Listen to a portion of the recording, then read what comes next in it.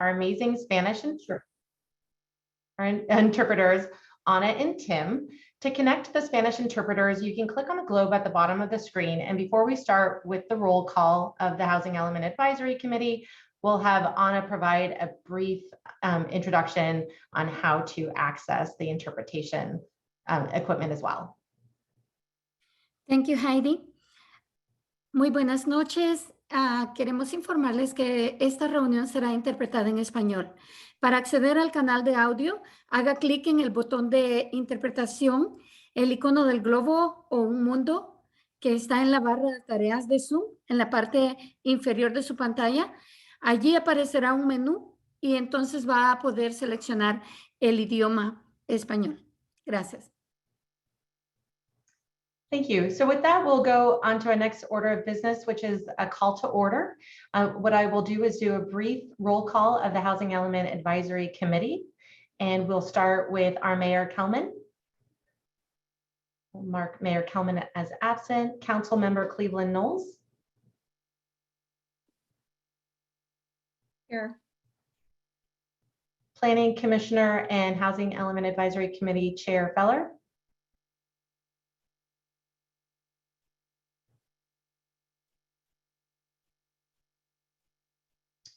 I see our Chair Feller. Is Chair Feller able to be unmuted?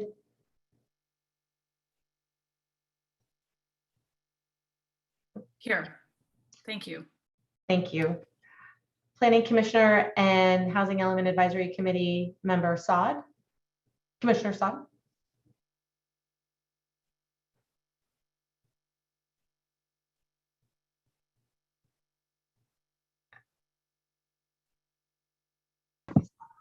Commissioner. I'm here. I can unmute now. I'm here.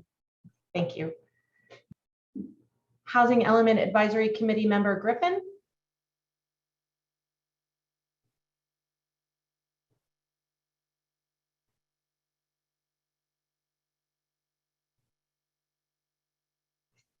Saw Mary Griffin earlier. Mary, are you able to unmute?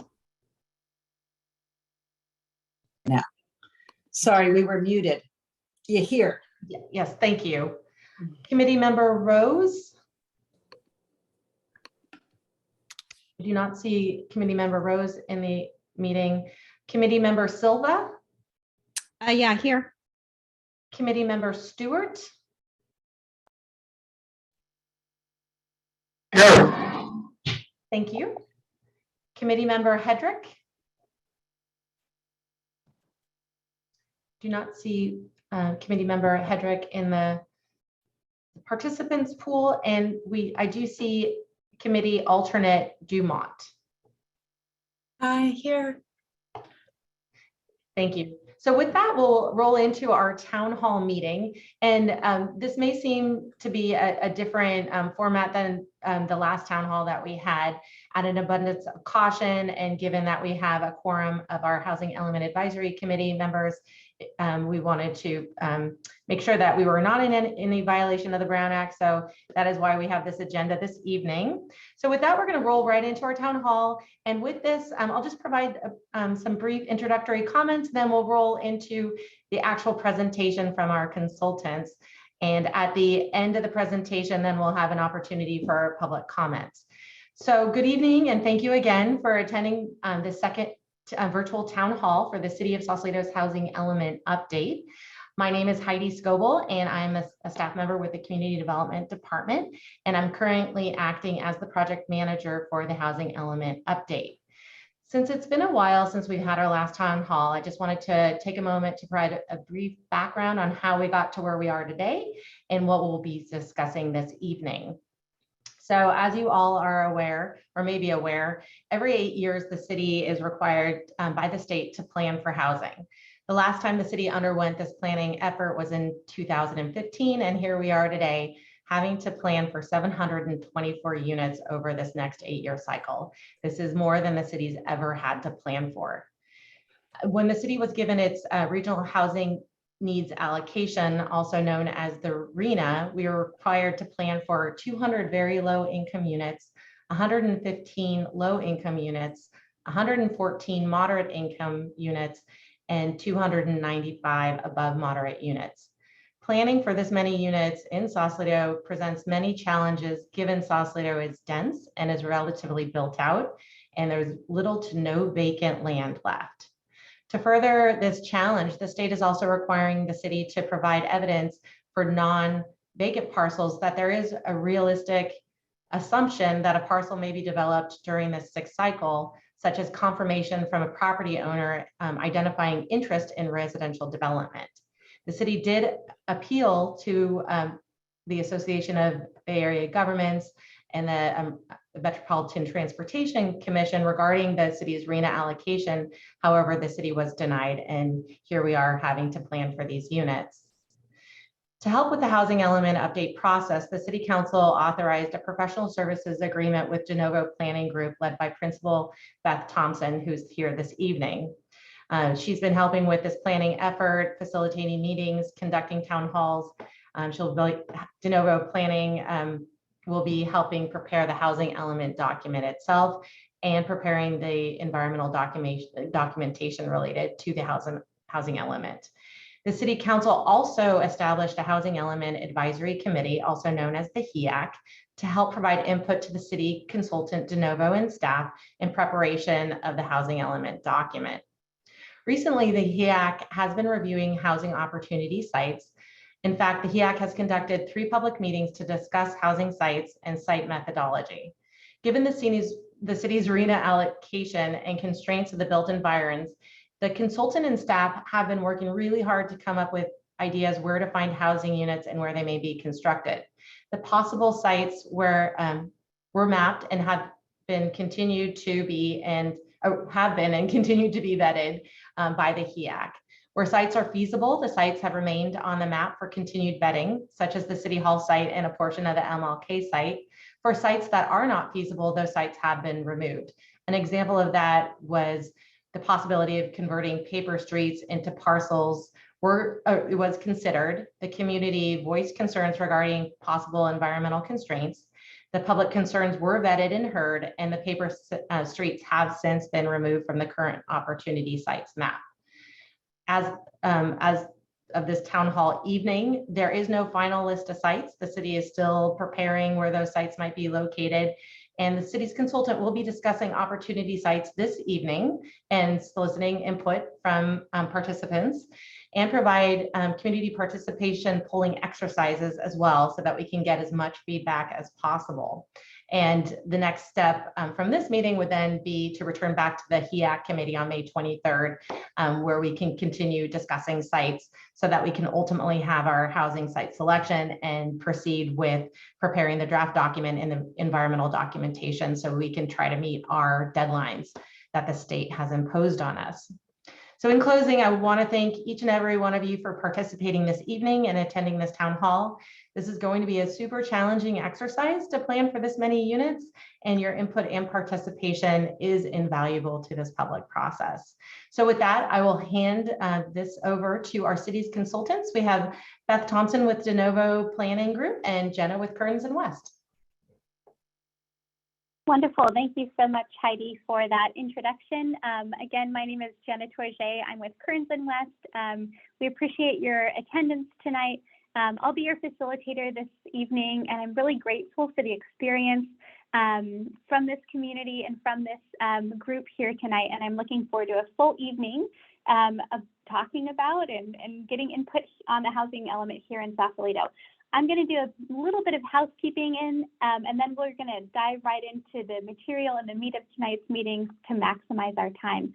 I know that many of us have had 2 years of remote participation, and we might know Zoom operations, but I wanted to walk through moving left to right. The mute button is in the bottom left of the screen next to the start video button. If you need to change your name, you can click on participants button and then click rename. The reactions icon allows you to raise your hand or provide another response. And finally, you can see the more button, or depending on the screen, you'll see the chat function. This will be one of the main ways to engage in tonight's meeting, along with our poll everywhere functions, which we'll get to in a minute. You can also use the chat if you're having any technical difficulties. You can send a direct message to Christian Mendez, our technical support tonight. So as Heidi shared, we have a packed agenda for this evening.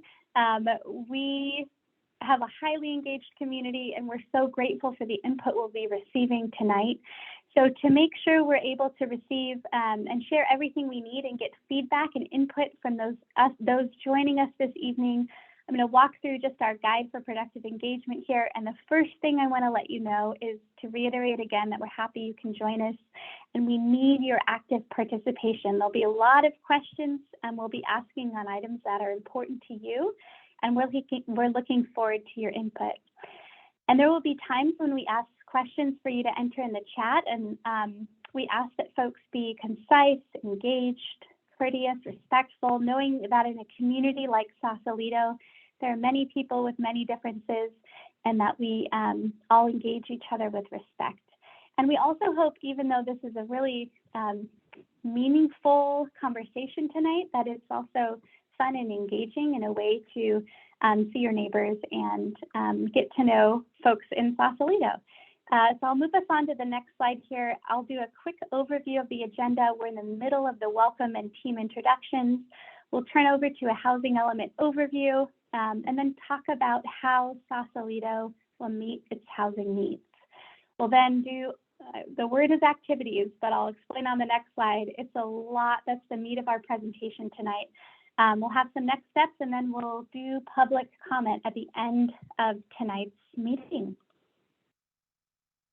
So we are here tonight to review the housing element process. We're going to overview, as Heidi mentioned, the draft opportunity sites, and we'll be getting your input on housing distribution by neighborhood and preferences for multifamily, mixed use, single family, or no residential development by focus area. So we'll be diving into sites pretty deeply tonight, and we're looking forward to hearing your input on that. So I'll do some introductions for you all to share a little bit about your community, and we're going to be using a tool called Poll Everywhere this evening. So Poll Everywhere is a tool that will let us hear input from you and share it back to you live. We ask that everyone who's joining today to actually pull out your cell phone. This is one of those meetings that we encourage you to use your cell phone during the meeting. You can either use your cell phone or the browser, but I prefer to do it on my cell phone. It's a little easier and I don't confuse what I'm seeing on the screen here. But if you can pull out your phone or open a new browser on your tab and go to pollev.com/kwpoll2, that link will be in the chat. Or if you prefer text message, you can text the number 22333 on your mobile device. And in the message area, write the word KWPoll2, and it will open up on the browser a window. It asks for your name. We're not tracking your name. This is anonymous, so you can put in your name or you can put in whatever you want there. We'll get to our first question, and on your mobile device, it'll give you a response that you are now in the poll. And if you're having any technical difficulties, let us know as well. This will be used a lot tonight, and so I'll explain this a couple times, but we'll start with this first question here.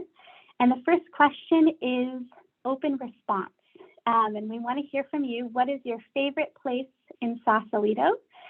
If you have more than one, word, you can use an underscore for more than one word. And I see a note in the chat here that many folks might not be comfortable using Poll Everywhere. We understand for sure. If you're not comfortable using this tool, you can use the chat function as well, and we'll make sure we'll record that. So everything coming through the chat is being recorded, as well as everything in Poll Everywhere. So we'll have this visual way of seeing information and receiving information, but we also want to hear from you in the chat. So I'm seeing people's favorite place in Sausalito, the waterfront, the marinas, the boatyards, my home. I like that one a lot. The waterfront is coming up pretty large. I see someone in the chat mentioned waterfront and houseboats as well.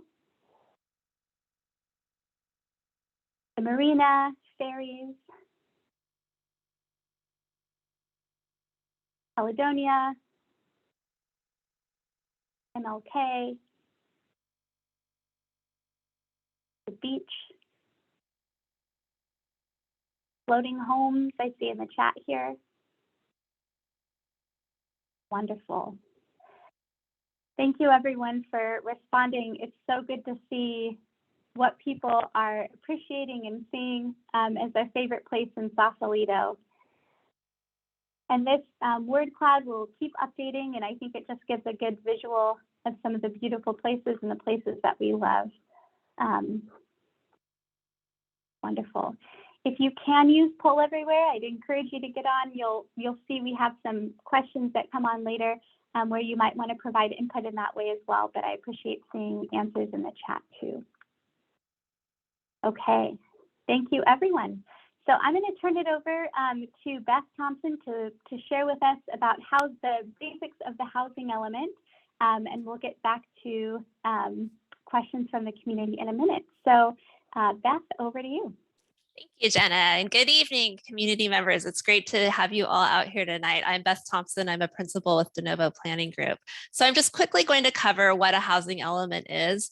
It's one of the required elements of the city's general plan, and the city's general plan was adopted last year, early last year. The housing element is on a different cycle than the rest of the general plan. So the city is required to update it more regularly every 8 years. So the housing element's looked at more closely and on a more regular basis than the rest of the general plan, which most cities update typically every 10, sometimes a little longer, every 10 years or so. So the housing element's on a more frequent cycle. And going on to the next slide. The housing element includes a number of components. It includes a housing needs assessment that looks at demographic and housing data for the city. It analyzes the effectiveness of the previous housing element in achieving the goals of the 5th cycle. It addresses constraints to housing production, housing preservation, and housing rehabilitation, and that includes governmental constraints as well as non-governmental constraints.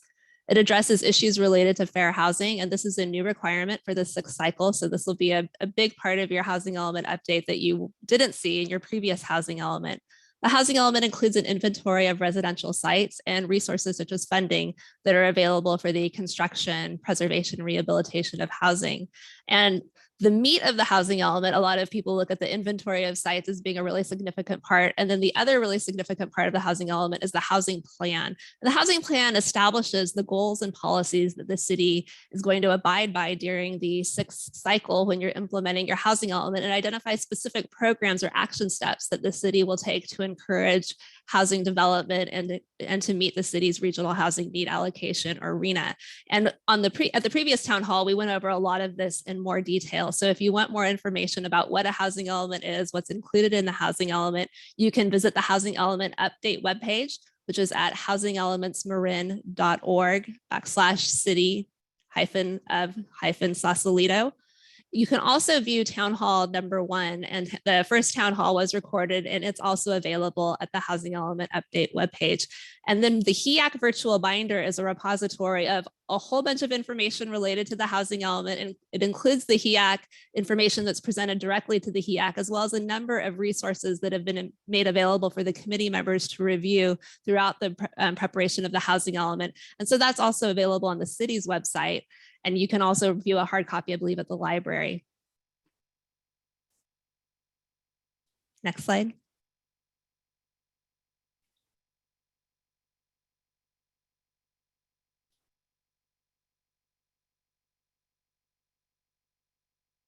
Next slide, Jenna. So throughout the housing element update process, there have been a number of opportunities, and will continue to be opportunities, for the community to participate in informed development of the housing element. Next slide. And I won't touch on every single item in the schedule and timeline shown here, but Throughout the process, regular Housing Element Advisory Committee meetings are held. And so those are held where the HEAC reviews a specific topic for each of its agendas, and we'll go through and discuss that. And the community is invited to participate in those regularly recurring meetings. So those are the most frequent meetings that are being held throughout the process. We did hold 4 focus group meetings with community service providers and organizations, as well as with the development and real estate community early in the process. In March and April, there were several community surveys that were available. So we invited the community to provide input on your housing conditions, your housing priorities, your housing needs, and then needs of various special needs groups. And so we received a lot of responses, and that information will also be presented in the HEAC virtual binder, as well as as an appendix to the housing element update. We will be holding 4 town halls throughout this process. This is the second town hall. We'll hold another town hall this summer to present the draft housing element to the public and to receive feedback from the community. And then we'll also hold a 4th town hall toward the end of the process when the housing element has gone to the state for review and we've received the state comments and we've made revisions to address state comments. We'll come back to the community to discuss the changes that have been made and the recommended next steps. And I'll also note that a draft environmental impact report or draft EIR will be prepared, and we anticipate releasing that this fall, probably sometime in October or so, to inform the community of what the environmental effects will be of the specific changes that would occur with the housing element update. Great, and Beth, as I go to the next slide, I'll just put a reminder that we're having simultaneous translation in Spanish too. I'll go to the next slide. Thank you. So the regional housing needs allocation, or RHNA, is what really drives the inventory of sites. And it's the reason we're going through this exercise of identifying sites that can accommodate additional residential development during the 6th cycle. And the RHNA is allocated by income group. So the very low income group, which are households that earn less than 50% of the area median income, is 200 units. And these are households that earn about $64,000 or less per year if they're a 1-person household, up to $91,350 for a 4-person household.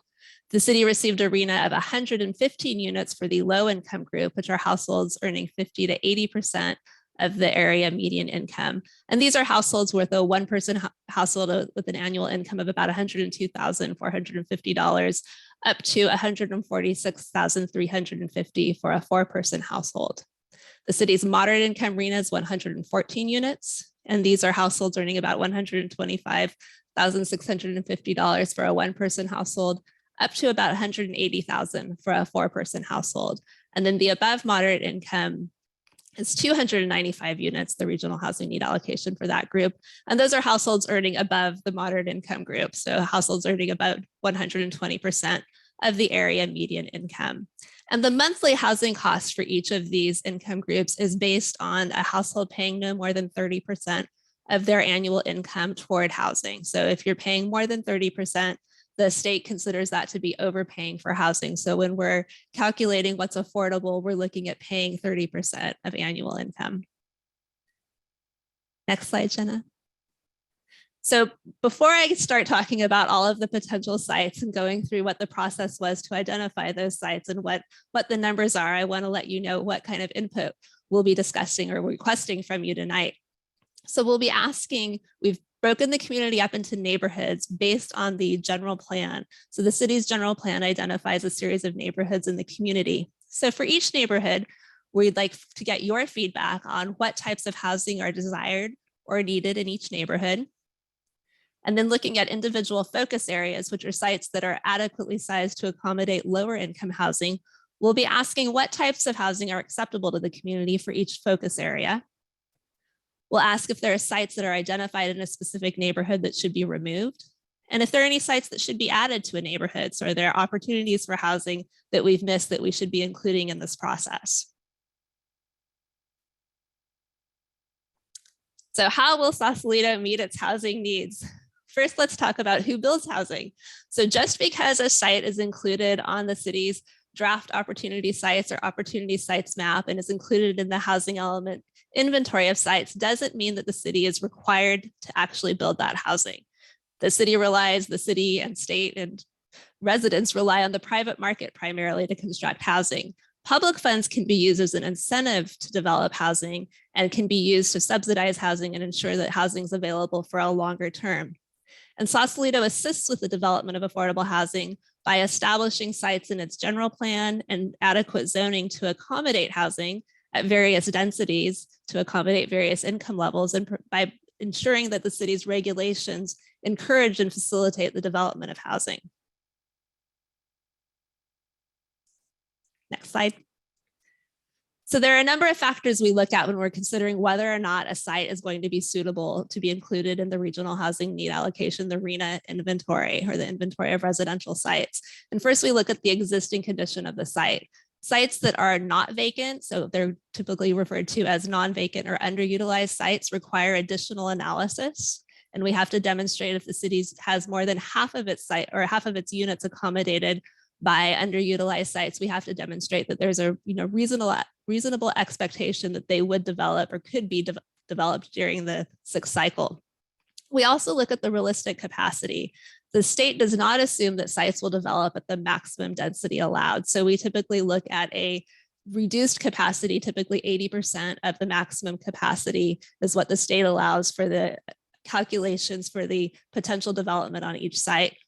We look at the site size and the ownership. Sites that are very small or very large require special programs.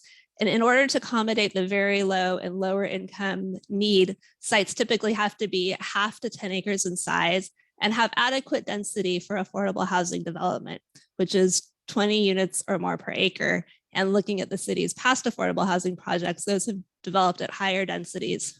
The state also looks at whether or not the city has demonstrated a history of successful development. So at the proposed sizes of the sites, the proposed densities, is there a history during the 5th cycle of producing units that can then be used to inform the 6th cycle?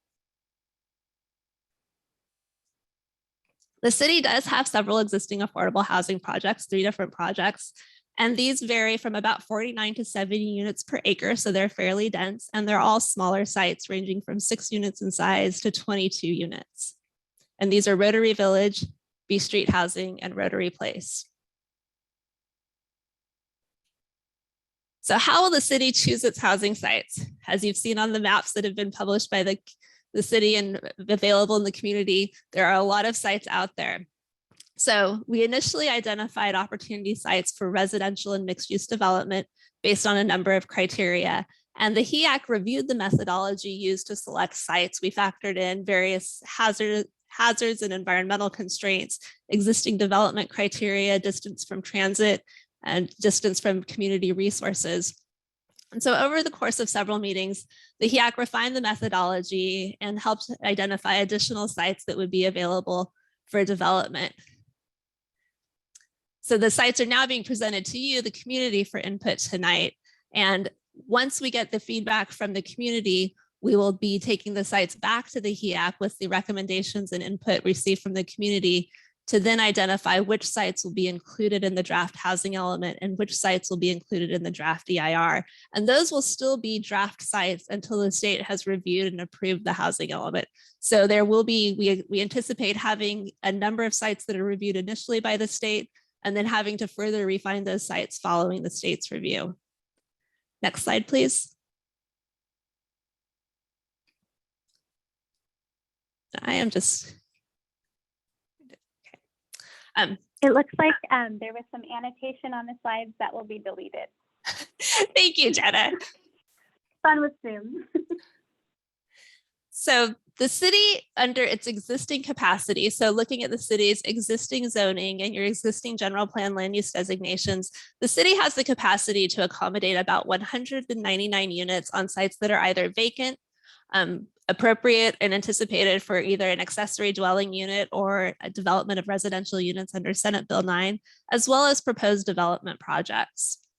There's also capacity for an additional 65 units on underutilized sites. We did reach out to the property owners and haven't received any property owner feedback on those sites. So for purposes of the RHNA, we're anticipating that the city's existing capacity will be about the 199 units, and we can add in additional units if we hear back from property owners where their sites are zoned and designated to accommodate housing. These sites with existing capacity don't require any change to the general plan. They don't require any change to zoning. They just, by the nature of their current zoning and general plan designation, they can accommodate housing. And these sites are shaded blue on the draft opportunity sites maps. Next slide. After accounting for the capacity of these existing sites, the city has a remaining RHNA of 525 units. So once we subtract out the existing capacity, there's 525 units left for the city to accommodate. And this includes 188 very low and 75 low income units, 62 moderate, and 199 above moderate income units.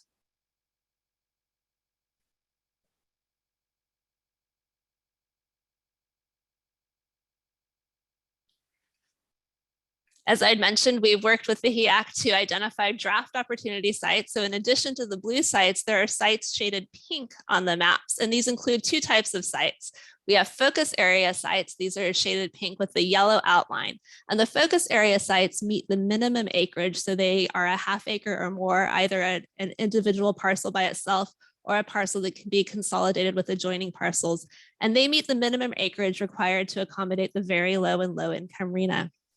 There are other sites also identified to increase capacity, and these sites are also shaded pink. They do not meet the minimum acreage for the very low and low income RHNA, but they can be planned to accommodate single family and small scale multifamily uses. And some of these uses can be affordable to the lower income group. So just because a site is identified as being moderate or above moderate, it doesn't mean that that site can only be affordable to the moderate or above moderate income groups. It means that for the purposes of the state considering the capacity of the site, they won't count it toward the very low or low income RHNA. In reviewing the sites and going through the development of the sites with the HEAC, any sites that were located in areas within the Marinship that are designated W for waterfront were removed. And as Heidi had mentioned, paper streets have also been removed. And then water-based sites have been reviewed, but current Bay Conservation and Development Commission, or BCDC, regulations do prohibit new fill. So there's a limitation on the number of livable and houseboat berths. That's 10% per marina. So for the city to develop additional capacity, that would require some significant work with BCDC. And that's something that's looked at in the housing element, but won't necessarily be a significant source of sites, particularly for your lower income RHNA. Next slide, please. So the draft opportunity sites, the sites that are shaded pink, we have about a total of over 800 units accommodated in the focus areas, the sites that are outlined with yellow. And of these sites, we have 179 that are either owned by the city or have an interested property owner. So these sites would be considered likely to develop during the 6th cycle if the city were to include them in the draft housing element. Now, we had a shortage of 525 units, so 179 units won't get you to your RHNA. So we've had to broaden the search and look at a number of other sites. So we've also identified city-owned sites that require a voter initiative. These include sites with parks and with other uses, parking lots as well, sites within the Marinship. Some of those sites do have property owner interest in development. Other sites we haven't heard back in the Marinship from the property owner. And then we also have a number of sites throughout the community that we haven't heard back from the property owner that also are potential focus area sites. And in addition to those 705 areas or 705 units that require either a voter initiative or property owner interest, there are also about 292 sites that can be accommodated on other sites with potential to increase capacity. And those other sites are the ones shaded pink without the yellow outline on the maps. Next slide. So in order to accommodate the remaining RENA, we do need to identify adequate sites, and that we would like to have a buffer of sites so that if the state disallows any of the sites or sites are removed during the environmental review process or by the Planning Commission or City Council when they review the draft housing element, we would still have enough sites left to meet the state's requirements. So we're hoping to identify sites to accommodate at least 650 units, so the remaining RENA plus a buffer. And to get to this, we would need to identify about 6 to 11 acres of land to be zoned for multifamily or mixed use housing to accommodate the remaining lower income RENA, and then identify about 20 acres of land to accommodate the remaining moderate and above moderate income units. Next slide, please. Thank you, Beth. And I'm just going to ask really quick, we mentioned the word paper streets. Can you define the word paper streets? Sure. Paper streets, when you look at an assessor's parcel map, these are areas of the city that are not developed and they aren't a part of a parcel. So there's not a property owner that owns that parcel. And they were once planned to be a street, but never improved as a street. So they're undeveloped land that isn't owned by anyone in particular. So there's a process that people can go through, the adjacent property owner or other interested individuals can go through to obtain title to those streets. And in most of the cases, most of those streets, the site wouldn't be appropriate for the city to develop on. So those were removed from the effort. All right, thank you. And did I go to the next slide already? No. They want to skip too far ahead. And I'll hand it back to you, Jenna, for a few slides here. All right, wonderful. So thank you so much, Beth, for sharing that information on the housing element and the RENA.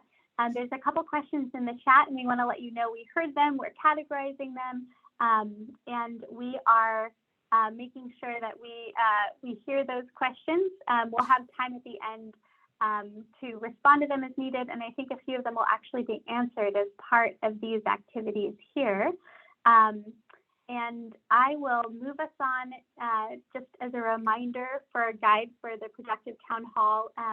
We're asking folks to just be courteous, concise, listen for understanding, and have fun. I'm going to remind folks about Poll Everywhere, so you can use your phone or a web browser to access Poll Everywhere. We're going to be asking questions that we want to see feedback on, and for you to see how other folks on the town hall tonight are responding as well. So that link is in the chat, pollev.com/kwpoll2. You can also text the number 22333 on your mobile device. And that will be the main way we connect on this evening in terms of asking questions. And then you can also answer, we'll be asking in the chat as well. Okay, so Beth, I'll turn it back over to you.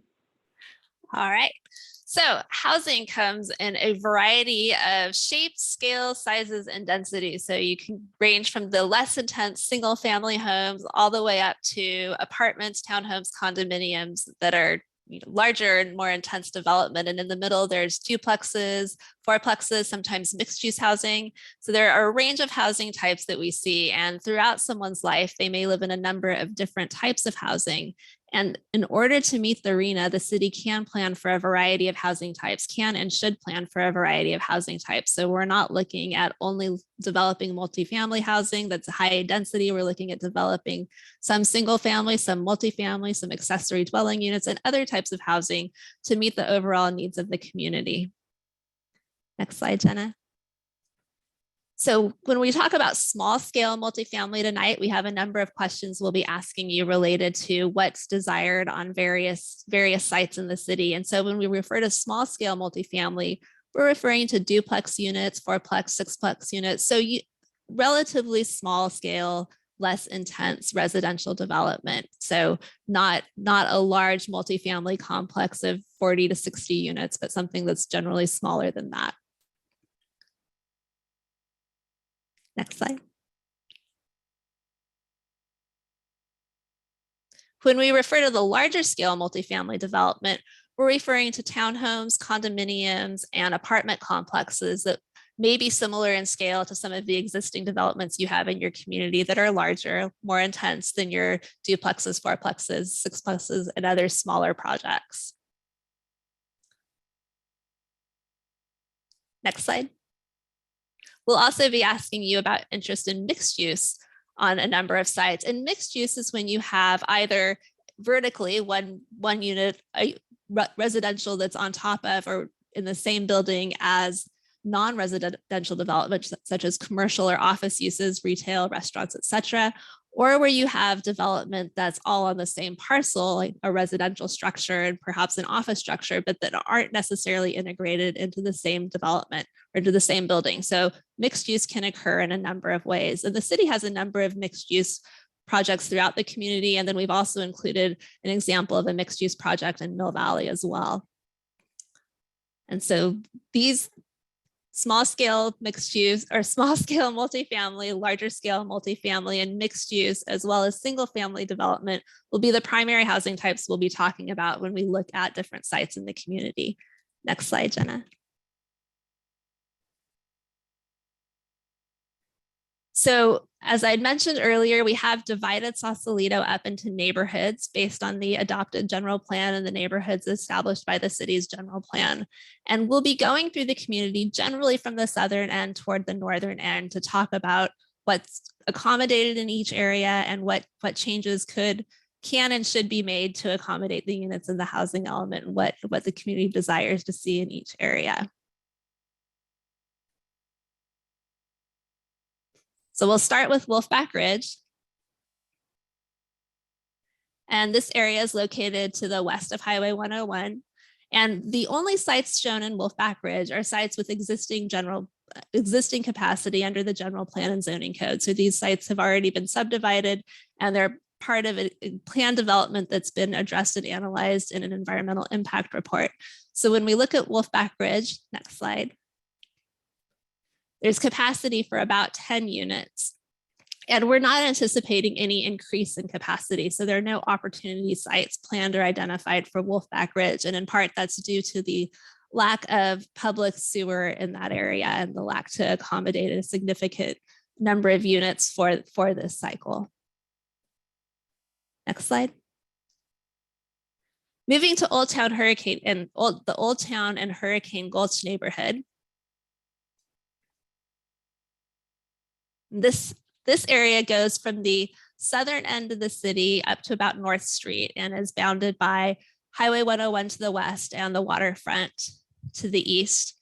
This area is not identified for any focus area sites, but we have identified a number of the sites in pink where the capacity can be increased to accommodate either additional single family residential development or small scale multifamily development. And so for this area, we do have a question for the community. Oh, before we get to the question, sorry about that, I'm jumping ahead of myself. In the Old Town and Hurricane Gulch area, the capacity on the pink sites, the non-focus area draft opportunity sites, is about 49 units. And this includes 34 units on vacant sites, as well as about 15 units on sites that are underutilized. However, we haven't heard back from the property owners on these underutilized sites. So we wouldn't necessarily be able to include them in the housing element unless we can demonstrate that there's really a realistic potential for them to develop. There's also existing capacity under the current general plan and zoning code to accommodate about 31 units. And some of those are also underutilized where we haven't heard back from the property owners. So in total, we have potential for about 80 units in the Old Town and Hurricane Gulch area. However, a number of those are the ones that are underutilized. So about 29 units we don't anticipate necessarily having capacity for, or not having property owner interest for.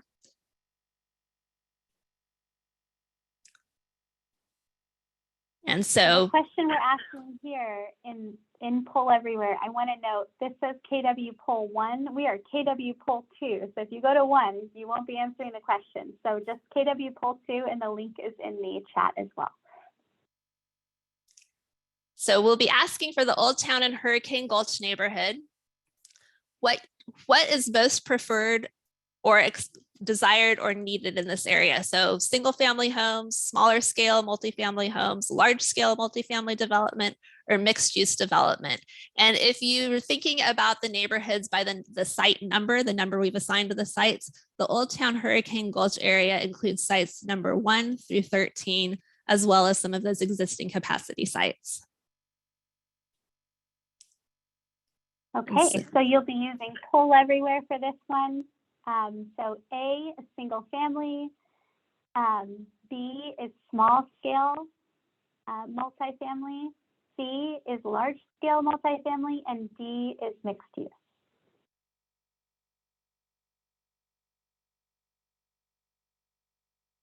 And I'll note on this, this isn't, we're asking folks what's needed and desired on this call. And this isn't a vote, it's more of a poll to understand folks who are joining today's preference. Right, and it looks like small scale multifamily.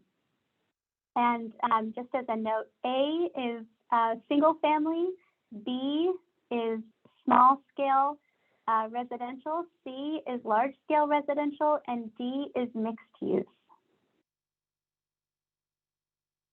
One thing this poll doesn't allow us to see is how many people have responded to this poll. So we see in general that, so that question is in the chat. We will include that in the summary afterward though. All right, Beth, ready to go to the next slide? Sure. And so for the next neighborhood, which is the Hill, and that extends from the from Hurricane Gulch is the southern border, so North Street, and then it extends to the north to about, let's see, Santa Rosa Avenue, San Carlos Avenue, and it also extends from Highway 101 to the west to the waterfront to the east. And so the Hill does include several of our focus areas. So it includes a number of sites with existing capacity, some sites with the potential for minor increases in capacity for smaller scale multifamily and single family, and then four separate focus areas that could accommodate, they meet the minimum size necessary to accommodate lower income housing. And so we'll ask some general questions about the Hill and then questions about each of the focus areas. And so once again, if you're thinking in terms of the site number that's been assigned to the site, the Hill ranges from site 14 through site 33. And the capacity in the Hill, we have about 173 units that can be accommodated in the different focus areas, the areas outlined in yellow. Of these, 56 of the units would be on city-owned sites that do require a voter initiative. So any of the sites that are restricted by an ordinance that's implementing a voter initiative or restricted by a voter initiative would require a ballot measure for the community to vote on that.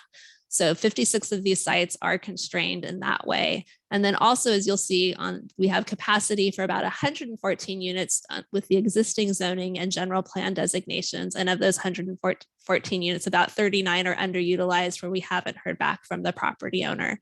And about 45 units can be accommodated on these smaller scale sites that would not accommodate the lower income units in particular.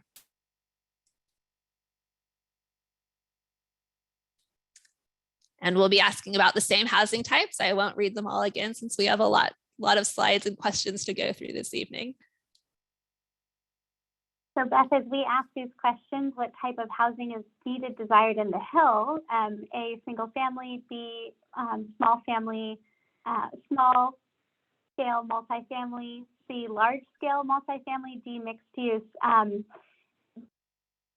We'll see folks' response to this, and just to let folks know, we're not, the typology isn't talking necessarily about how many units would be developed with these. It's just more in general, the type of units that can be there.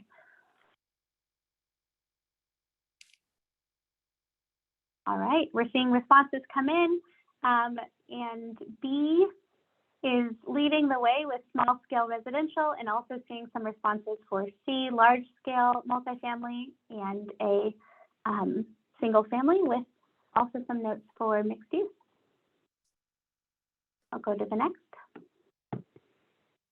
And so site number 14 is owned by the city, and that's the former fire station site. So that once was fire station number 2, and it's on Spencer Avenue up by Highway 101. Great, and this question is specifically for the site. What type of housing is acceptable? Again, we're going from smaller scale to larger scale with mixed use at the end. So single family, small scale, large scale, multifamily, and mixed use. It looks like this one, larger response for larger scale residential. Okay, I'll move us on to the next. Sites 25 and 26 are city-owned parking lots. Parking lot 2, this is Bridgeway and between, let's see, the Spinnaker Drive and Bay Avenue. So these sites are next to the B of A building. Okay, same order, A, B, C, D. I'm seeing a lot of responses for mixed use. And then for large scale residential, few for single family, and then some for small scale residential. And I'm seeing for this one, it's only allowing for one response. I think by the thank you for noting that. We'll make sure it's corrected for the future ones, but it looks like, I think for most you can select 3. So thanks everyone for responding. It looks like we have D, mixed use, followed by large scale. So moving on. And sites 27 and 28 and 29 are also city-owned parking lot sites. And these do not include, there's a small park and the Ice House building, and these do not include that building. So that was specifically excluded from the sites. So this is an additional city parking along Bridgeway and Bay Street. And these sites, as well as the previous parking lot sites, are constrained by a voter initiative. So for the city to use these sites, they would have to go to a vote to allow additional uses residential on these sites. All right, thank you, Beth. And I'll note too for this, I see a note in the chat why there's no housing choice. So these questions are what type of housing is acceptable if housing were to be developed there. And so what type of housing is acceptable? We will get 2 options with none as well. It looks like for these couple, we might have just limited it to 1 on the back end. Apologies for that, but we're still able to see your main response. So I would say for the next one we ask, just make sure your first response is your main one, and we'll make sure, we'll check on these being updated. All right, so the next one is for site 32. Sites 32, 31, and 32. There's a typo there. I apologize. The site number. So these are privately owned parking lots. They're adjacent to Gabrielson Park. They're on Spinnaker Drive, and they're just east of the city-owned parking lots. So they're off of Humboldt Avenue. And so there is some interest in these sites as well.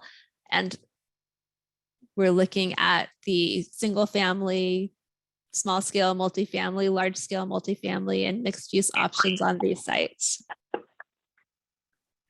And we will,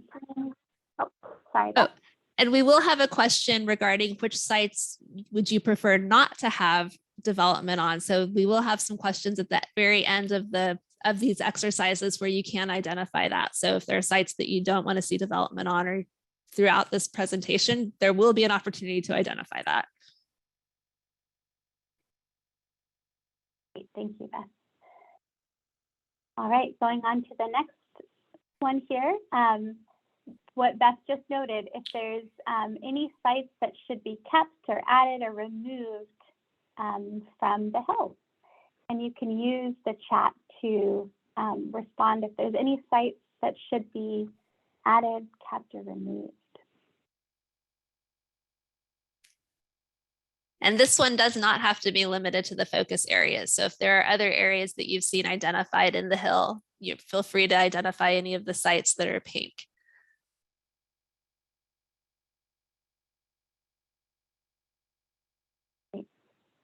give a couple moments for folks to respond, and even if we go on to the next, before we go on to the next slide here, we'll make sure we're ready. So the question is, are there any sites that should be added or removed?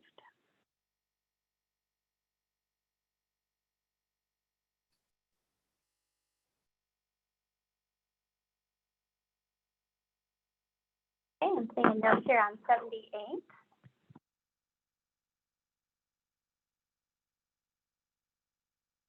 And notes on 31, 32 not developed for housing as well. So as we're talking about this, I'm going to pause briefly. I'm sharing, and I'll share again in a moment. Just making sure our slides are synced with responses coming through.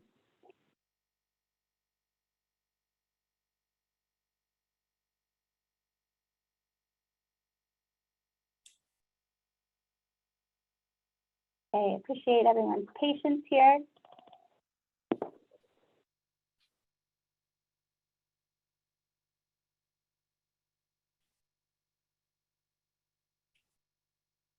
Okay, I'll share the screen again.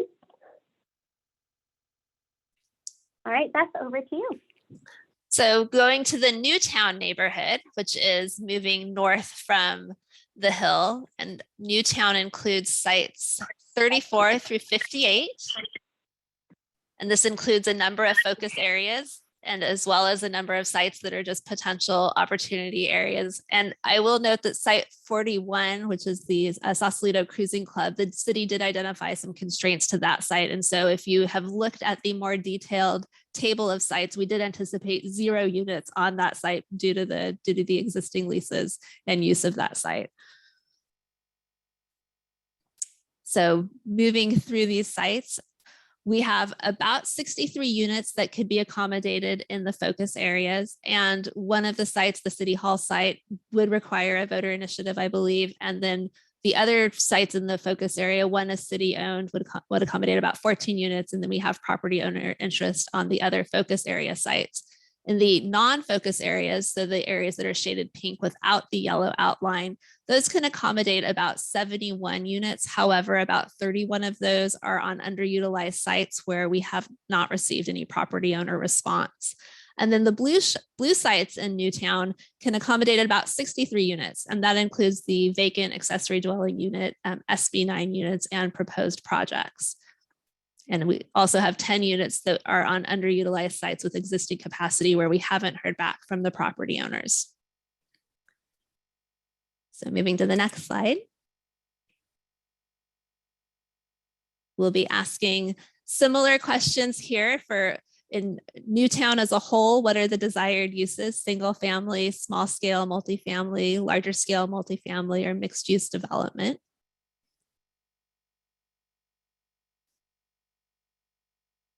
And so in general, what housing type is desired in Newtown?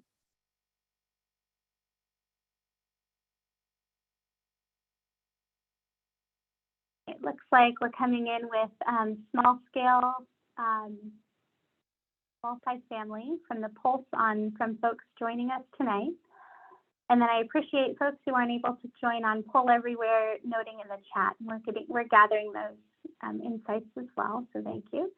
So this is small scale residential followed up by mixed use, and then large scale residential, and then single family. I'll move us on to the next in just a moment. Great, so this is specifically sites 47 through 49. So this is a cluster of 3 sites. Site 47 is privately owned. There's currently a modular building on that site. And then sites 48 and 49, the city police department was previously located there. And so looking at this as a collection of sites, once again, we're asking what your interest is. A, single family, B, small scale multifamily, C, larger scale multifamily, or D, mixed use. And this site's at Bridgeway and 300 Locust Street.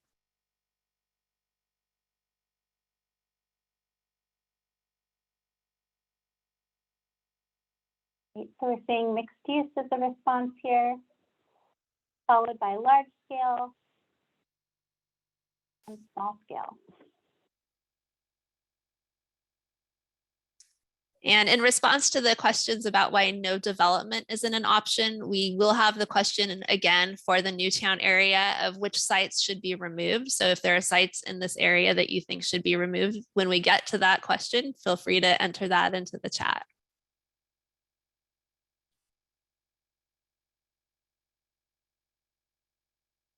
Great, thank you. And I will move us on to the next slide here. Site 52 Site is the 52. City Hall, and this is at 420 Letho Street, and this does not include Robin Sweeney Park. So it's anticipated that should development of this site occur, it would be some type of potentially mixed use or other use that could continue to incorporate the City Hall and civic uses. So there could be standalone residential development in a separate municipal building or a combined development.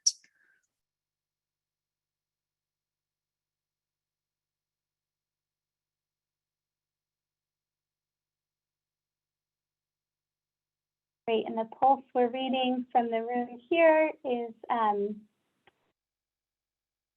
large scale residential as acceptable on the site, and then mixed use, small scale residential, and single family.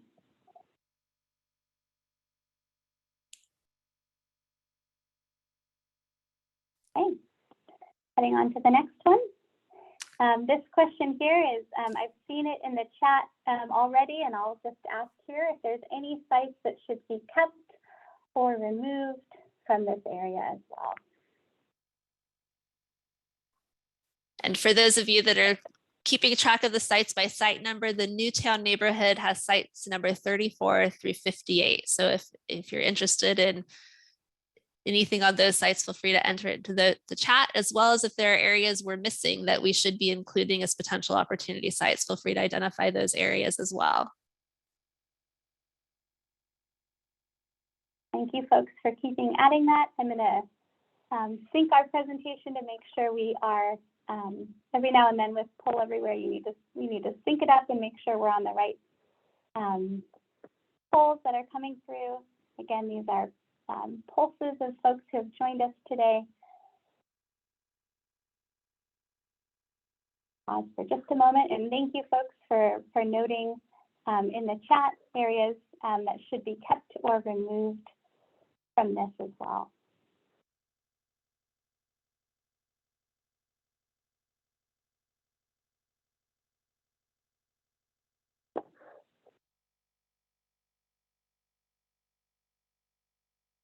Okay, so moving on, Beth, over to you. All right, so the Monte Mar Vista and Toyon Terraces neighborhood. And so this is generally east of the Newtown area, east and a bit north of, kind of next to Newtown and Highway 101, or between Newtown and Highway 101. And this area, I'll forward to the next slide. We've mainly looked at sites with existing capacity and have not identified sites to increase capacity. And so with the existing capacity, there's about 31 units that can be accommodated in this neighborhood. Next slide.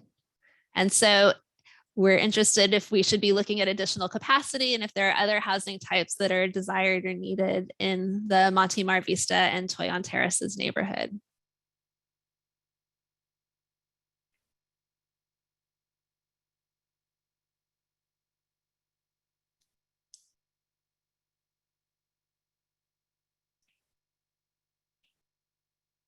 Great, and we're seeing responses here from a pulse from folks joining. C as the for large scale multifamily. B for small scale multifamily, followed by D, mixed use, and single family. Wonderful. And I want to note that we are tracking comments as well for folks who are adding from there and providing responses. And we appreciate everyone's active engagement tonight. Okay, moving on to the next. And I've seen it here in the chat as well. If there's any sites that should be kept or removed, I'll pause it on this slide for a moment so folks can see the map as well.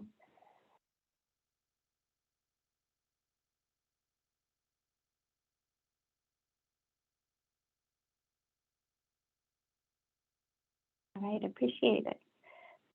Beth, over to you. All right, so the Spring Street Valley neighborhood. Next slide. And this area extends from Highway 101 to Bridgeway, and then from a kind of varies, but Marie Street to about Rodeo Avenue. And so we have one focus area site in this area, as well as some other sites that could accommodate increased capacity. And so this is sites 59 through 65. So the focus area site would accommodate about 21 units, and then the non-focus area sites would accommodate about 28 units. However, of those 16, we have not heard from the property owners whether they have any interest in additional development. And then under the existing capacity, so existing general plan and zoning, an additional 17 units can be accommodated, of which 2 we have not heard back from the property owners. So for this area, we have a couple of questions for you. And looking at the area as a whole for Spring Street Valley, is there interest or need for a single family, small scale multifamily, large scale multifamily, or mixed use development?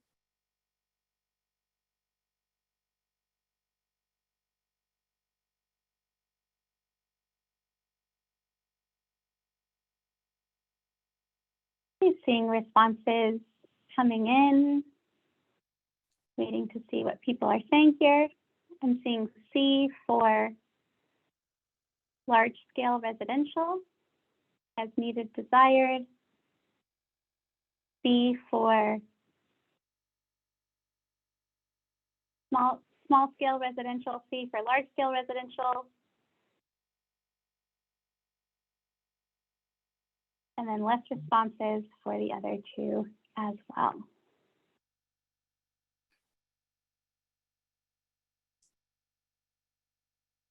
Wonderful. Okay, moving on to the next question here on site 65. So 65 is a privately owned undeveloped site that's just west of Sausalito Towers, and it's located really close to the terminus of Gordon Street.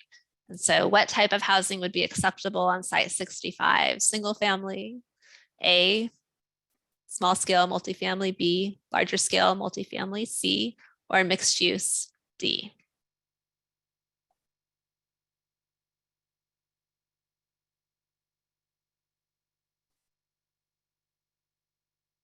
Okay, seeing a response here for C, large scale multifamily, followed far behind by B, small scale multifamily, and then mixed use.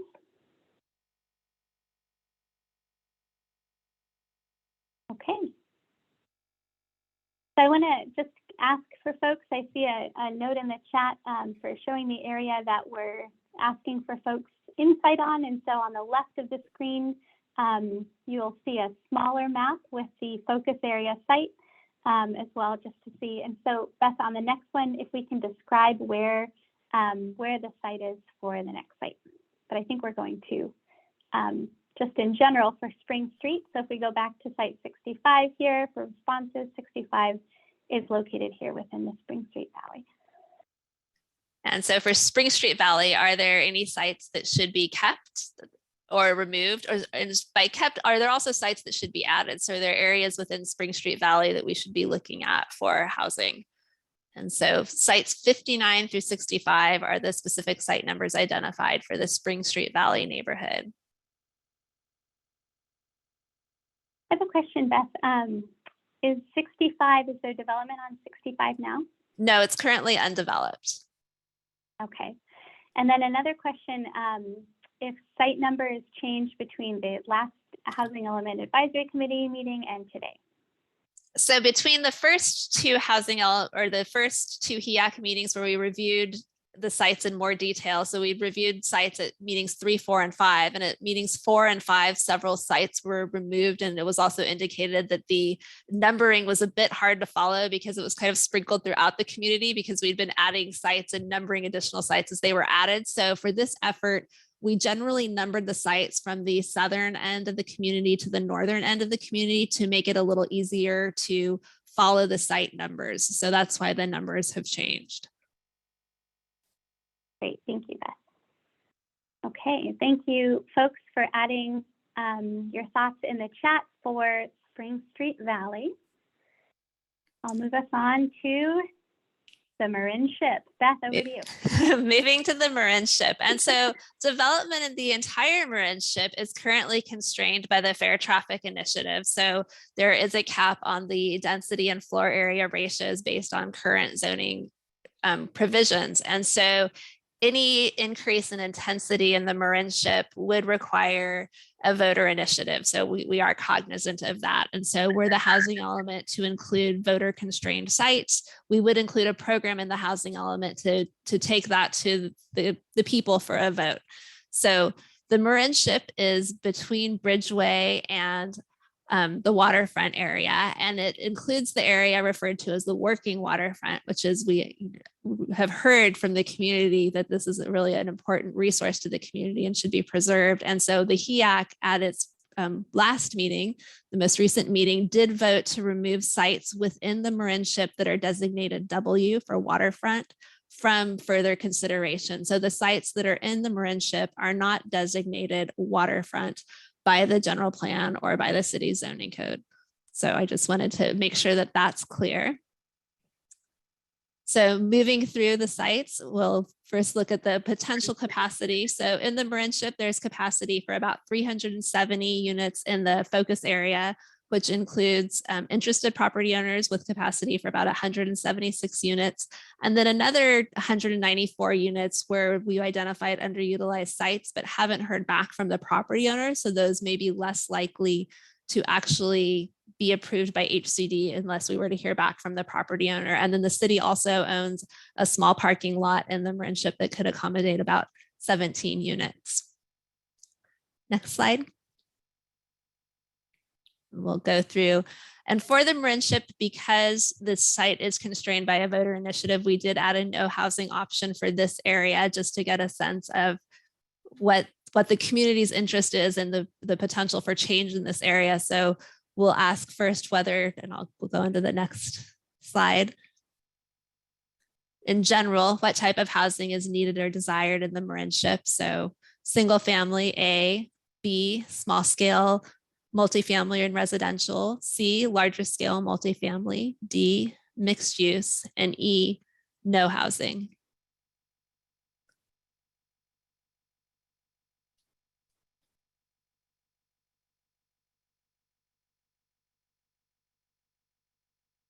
Great, thank you everyone for your response here. I see some notes coming in. I also see some comments in the chat on removing sites and the nuances of sites, and we appreciate those comments too. That's great feedback as well.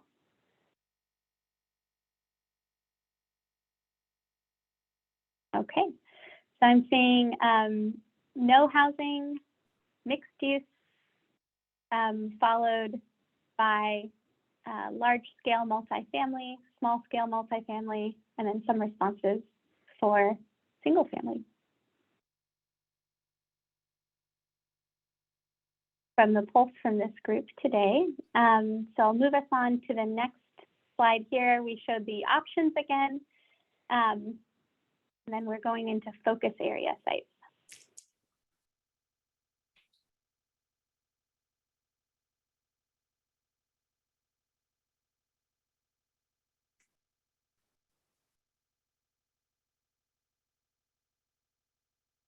So Beth, over to you. All right. So next slide when it's ready. Okay. So in the Marin Ship, we have a number of focus areas that we're going to be asking for your input on. And just a minute while we wait for our item to pop back up here, but we'll be going through starting with site 67. So you'll see both 67 and 68 on the screen. And we're specifically asking about 67, which is a vacant parcel located on Marinship Way. And so we're asking for this site for A, interest in single family, B, small scale multifamily, C, larger scale multifamily, D, mixed use, or E, no housing.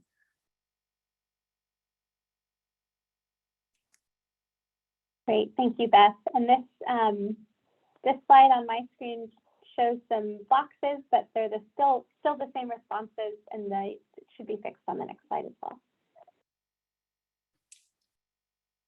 And so this site is adjacent the office buildings at Marinship Plaza. I did see a question about where this site's located. So this is the vacant land that's across from Marinship Park.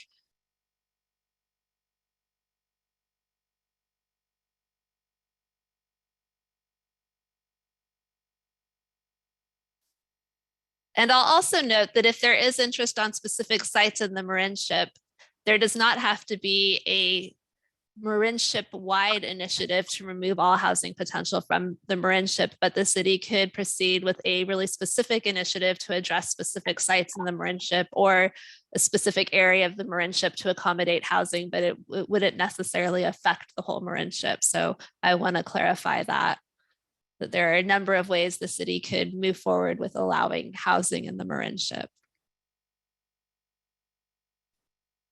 Great, thank you, Beth. Okay, I'll move us on to our next. And the next site is number 68. So this is the two office buildings located at 2330 Marinship Way. And this is across from the park. And this is immediately adjacent the vacant site we just discussed. And so we have the same housing options as previously: A, single family; B, small scale multifamily; C, larger scale multifamily; D, mixed use; and E, no housing.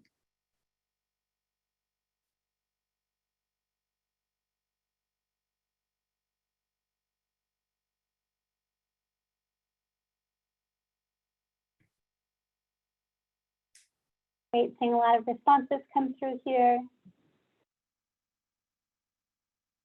With C for large scale multifamily, B, multifamily, C, no housing, followed by B, small scale multifamily, and then some comments in the chat as well on where housing should be located within this site and just generally in the Marinship as well. Okay, I'll move us on to our next question. And 1 minute while we get the poll back up here. And this is. And I'm gonna have our technical support Christian take over the PowerPoint here. And we are on site. Back one slide, yes. 69. Okay. And so 69, I'll hand it over to Christian. Okay, site 69 is north of Marinship Way, and it's currently RV parking and storage, and it is part of a larger parcel. So only the portion, not north, I'm sorry, the portion that's east of Marinship Way. So only that strip that's shown as 69 is actually being considered. The area to the south or to the east would not be considered. And so once again, we're asking for interest in A, single family; B, smaller scale residential; C, larger scale multifamily; D, mixed use; and E, no housing.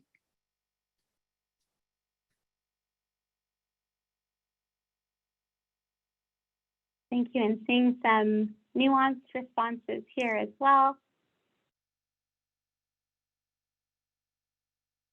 Comments on the chat about E, and we just want to acknowledge to everyone that this is a complicated questions we're asking, and we just appreciate everyone's thoughtfulness and knowing that this is a big endeavor and just part of the analysis that we'll be doing on this as well. I'm seeing D for mixed use. followed closely by C for large scale multifamily, B, small scale multifamily, E, no housing, and then A, single family housing as well.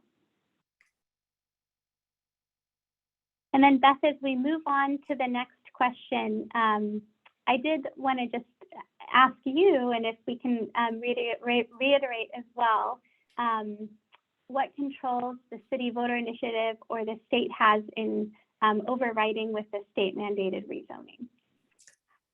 And so the city can put an item on the ballot for the community to vote on. So the city can bring an item to the community. If the city does not identify enough capacity, the city is at risk of the state coming in and identifying where housing will go. And I don't believe the state would have to respect any voter initiatives at that point, but I haven't actually encountered that in a community with voter initiatives.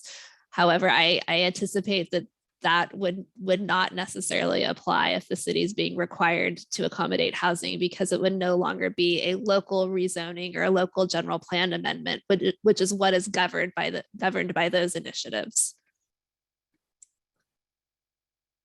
And so I'm seeing a couple of questions, and I would like to indicate, so there's no construction specifically proposed on these projects. So the housing element does not entitle any development projects. It doesn't include individual development projects, but rather it will identify sites for appropriate zoning and general plan designations. And those changes would then be made to the general plan and zoning code. And then this property owners could come forward with development proposals that would be consistent with the updated general plan and updated zoning code.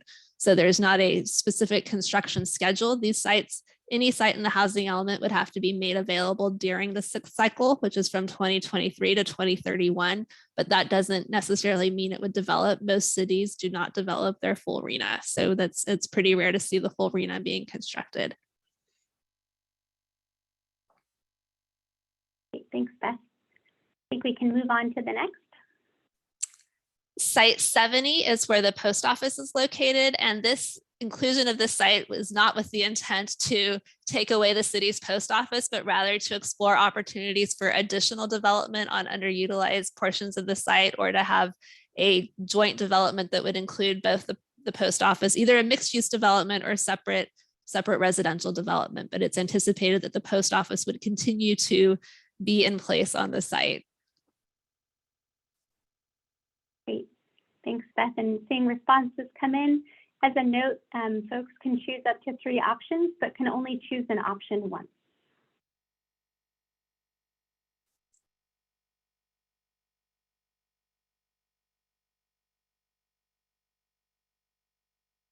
And for this one, we're seeing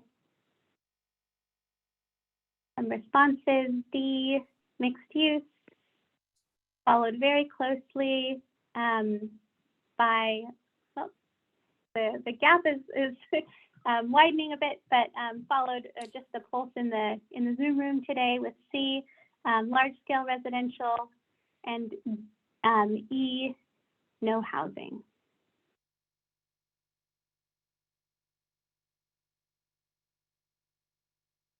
And some notes in the chat as well. Give it another moment as we're seeing responses still coming in here.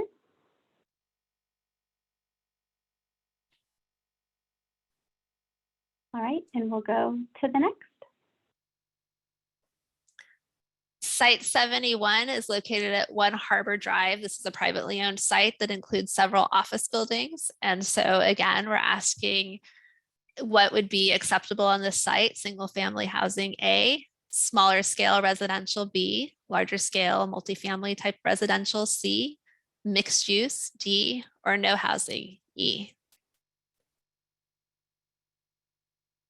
And this is an example of a site where we haven't heard back from the property owner. So we've reached out to them, we haven't heard back. So we would still have to find out if the property owner was interested before the site would be included in the housing element, particularly in the certified housing element. When the state reviews the housing element, they'll be looking at the feasibility of future residential development on the sites.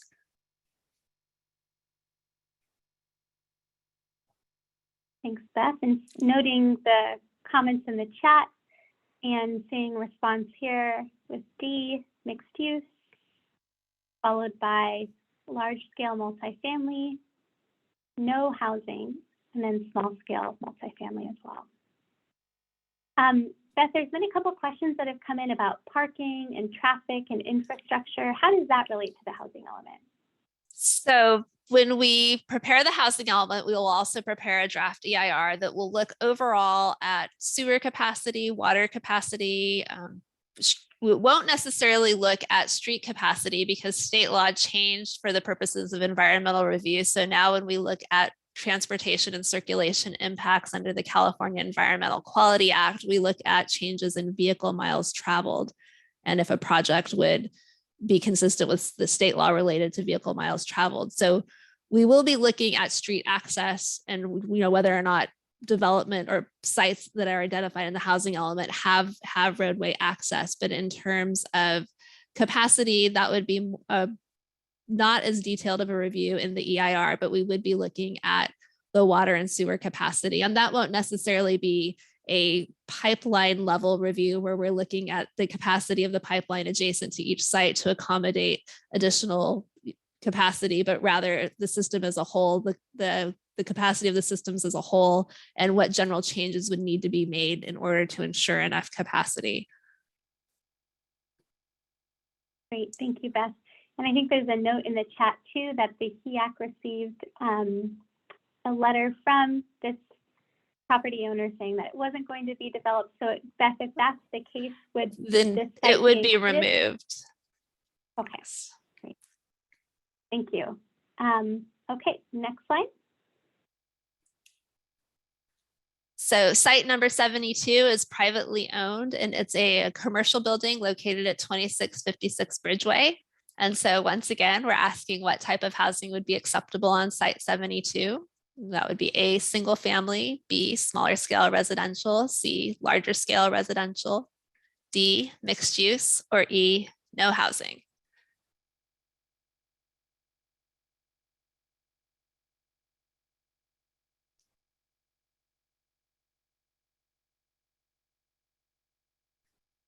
Great, thank you.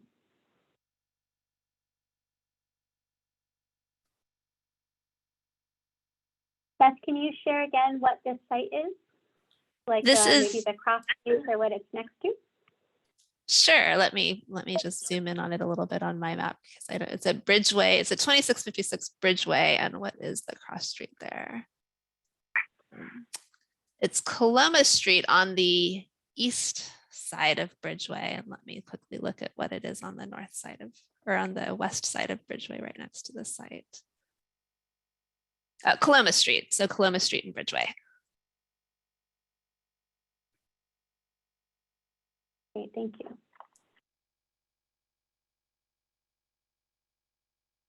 Hey. Great, and I'm seeing D for mixed use residential, just this pulse here. C, large scale multifamily.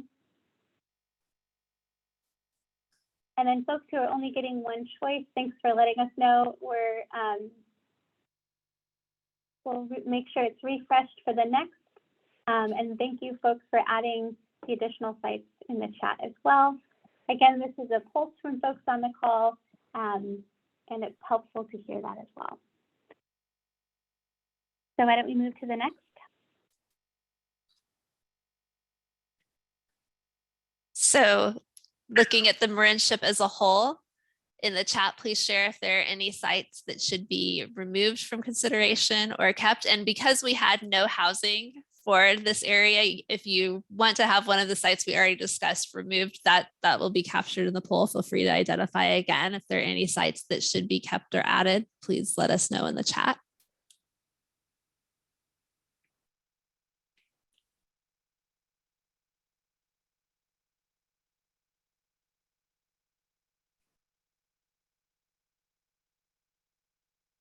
Great, and seeing some responses in the chat previously as well, and then seeing additional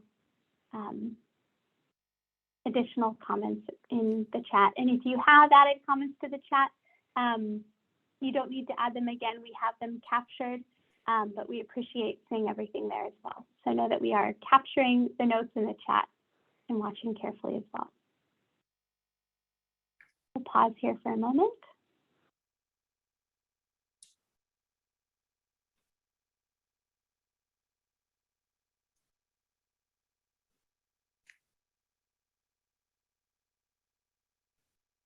Okay, let's move on to the next.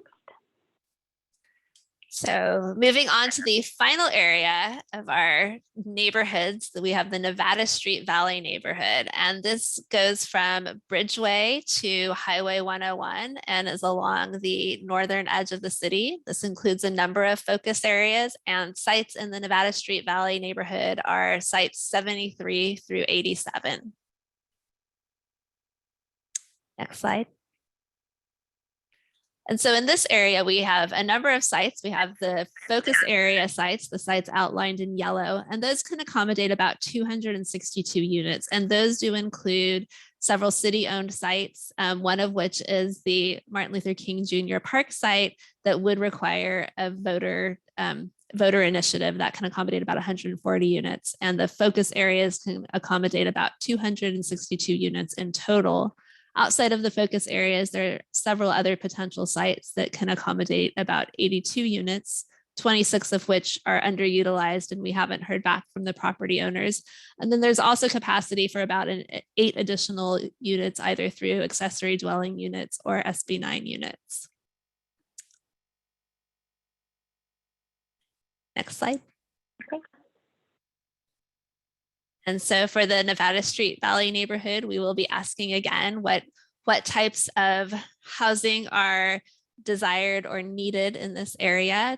Type A, single family. Type B, smaller scale, multifamily and small scale residential. C, large scale multifamily. And D, mixed use. And so this is talking about the whole Nevada Street Valley neighborhood, sites 73 through 87, as well as the neighborhood and area as a whole.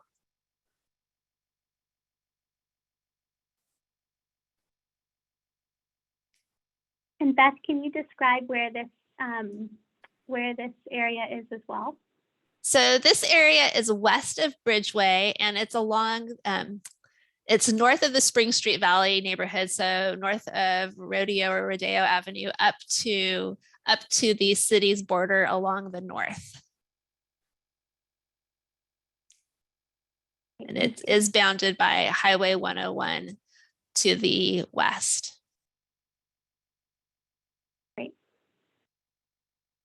All right, and I'm seeing here C for large scale residential, and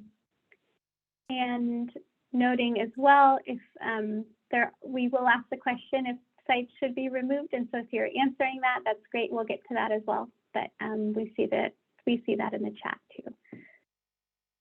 So followed by small scale multifamily,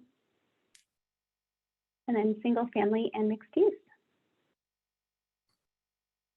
Seeing notes in the chat for removing as well. And this Okay, isn't let's go to the about a next single slide. site either. This is about the whole Nevada Street Valley neighborhood. So this question isn't for just one site. Great, thank you. And let's go to the next slide here. So site 73 is located at Bayside Elementary School, and it is in the Sausalito Marin City School District's master plan to provide some staff housing at that site. So this anticipates that staff housing would be provided during the timeframe of the 6th cycle and is generally identified in the same area considered by the school district. And so option A for this area would be single family, or yes, and option B would be small scale multifamily and residential. C would be larger scale multifamily, and option D would be mixed use.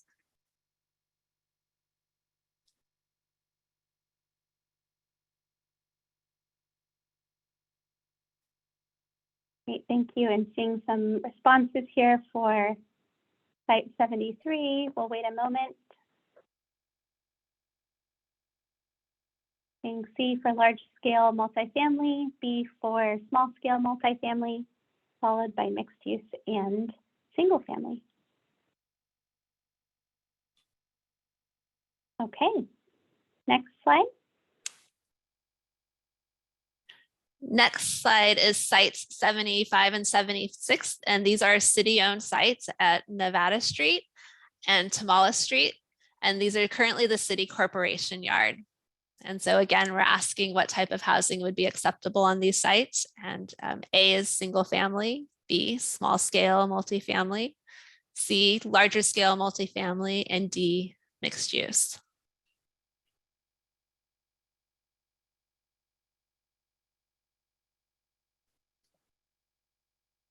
Great, thank you for the responses there. Seeing the notes in the chat as well. Appreciate the input on these sites here. Your thoughts on them as well. Seeing C for large scale multifamily, B for small scale multifamily, followed by A single family, and D for mixed use. And then for this one, I can't zoom out on this slide, but Beth, can you describe, like, I think you described this Nevada Street and Tamales, but just in general where it looks like for this. And Nevada Street and Tamala Street, it has residential's to the west, or to the to the west, to the south, and to the north, and then a small area of open space next to the Cypress Place development that's located just to the east of the site.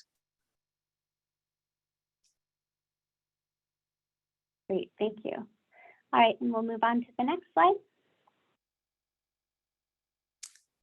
And then moving on to site 83, and this is a strip commercial project that's along Bridgeway, and it's privately owned. And we had several of these sites included previously as part of kind of a larger area. And we did get feedback from a couple of property owners that were interested in small scale development at some of those sites. And so now we're focusing on site 83, where we haven't heard back from the property owner yet.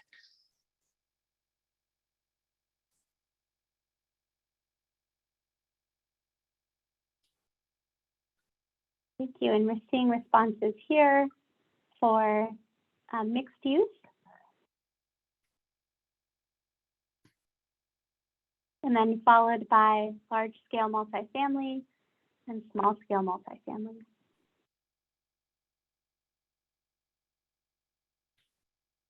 Beth, does this site include the park? This site, no, this is privately owned. This is separate from the park, and there's existing commercial development on this site. So the border is along the park, but does not include the park. Great, thanks. Okay, next slide.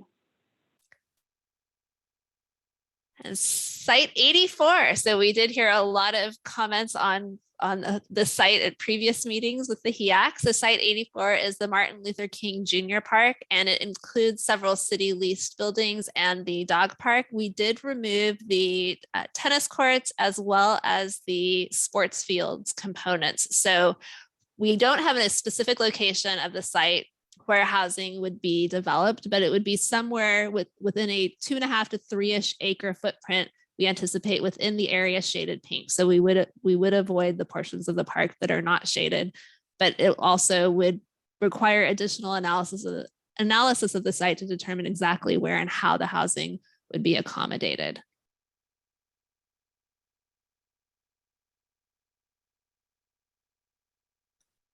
Great, thank you, Beth. Seen a lot of comments in the chat as well. Seeing in the responses here, large scale multifamily, and then mixed use and small scale multifamily. And then a lot of notes in the chat about removing this one too. And so we want to let you know we're seeing that as well. And one of the questions will be what sites should be removed as well. And some comments to not remove the site. Okay, so let's go to the next slide.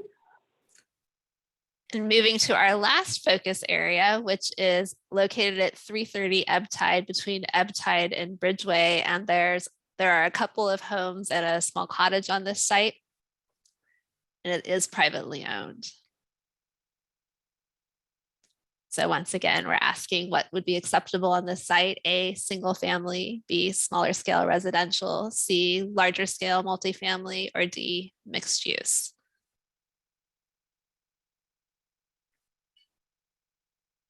Thank you. And then Beth, can you describe where this is again? Sure.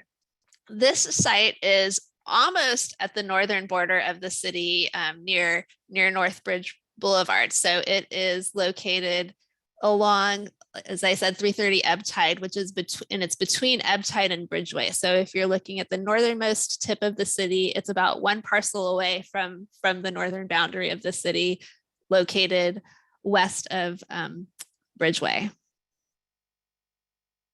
Great, thank you. For this one, we're seeing responses from folks on the call for C, large scale multifamily; B, small scale multifamily; followed by D, mixed use. And then a lot of notes in the chat as well that we are tracking and capturing. Okay, let's move us on to our next.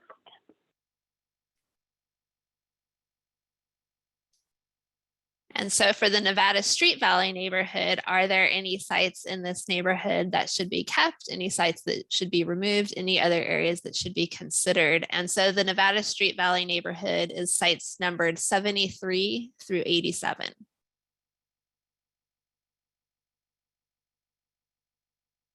Great, we'll pause here for a moment for folks who are thinking about it. And we are seeing some more comments come through.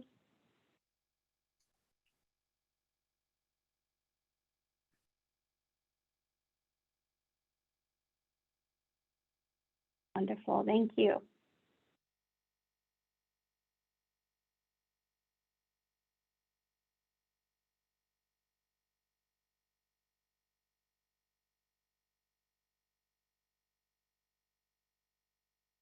Okay, so let's move us on to our next question.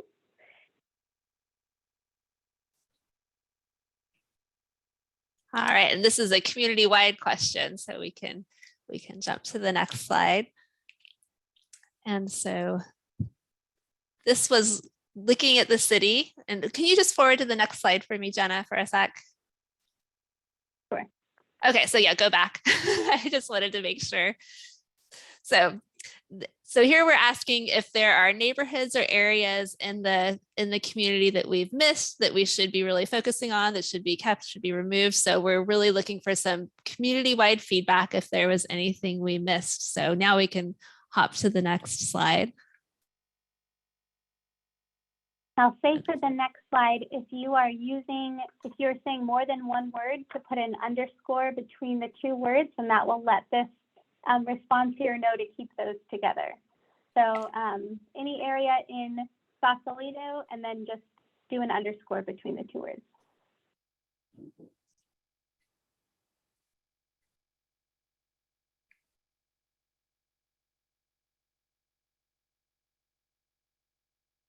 All right, we heard this in the chat a lot too. Cypress Ridge.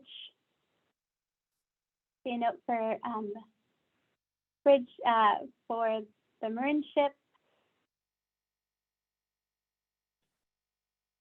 Bridgeway.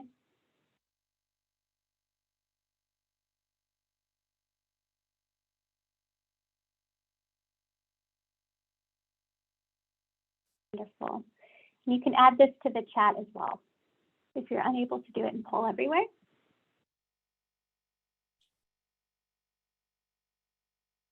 And on the back end too, we'll have a view of, if you typed in a sentence, we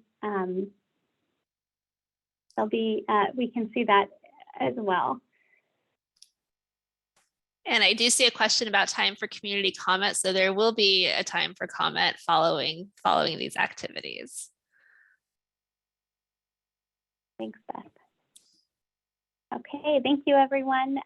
We will move to the next slide here, and you can keep adding your input here. So this question is specifically on public comment.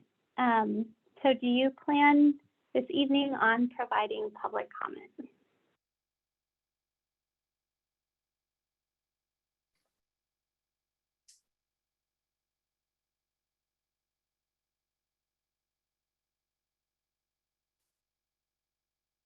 Okay, and I'm seeing some notes in the chat as well.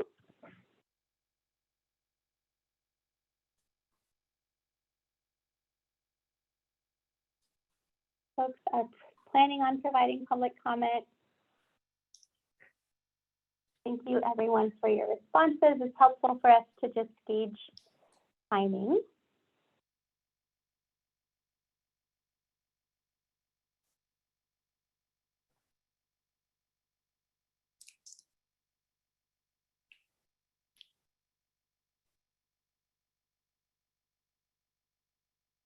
Okay, thank you. So let's go on to the next slide.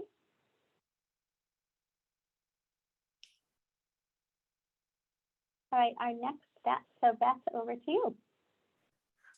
All right. And so so we'll quickly go over what's coming next. We have a few activities that we're anticipating. So this summer, the public review draft housing element will be available. As soon as possible, definitely, hopefully by August.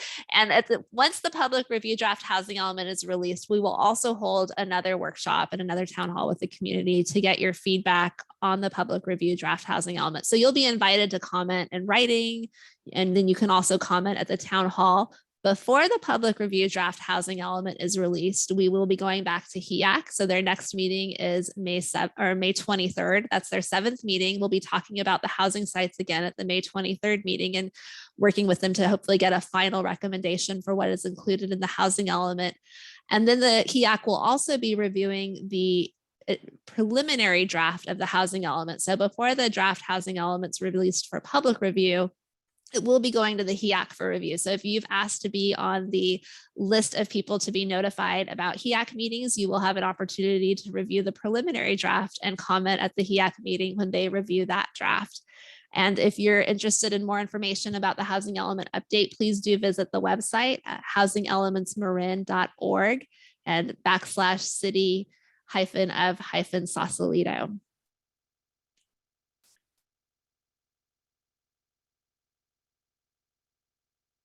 Next slide. And if you would like to provide additional comments, you are welcome and invited to comment to Heidi Scoble, the city staff liaison for the housing element update with the Community Development Department, and her email address and phone number are shown on the screen.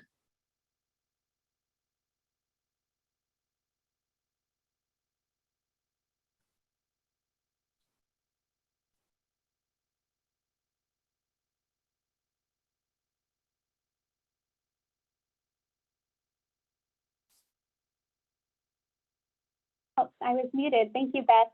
So we'll be moving on to public comment.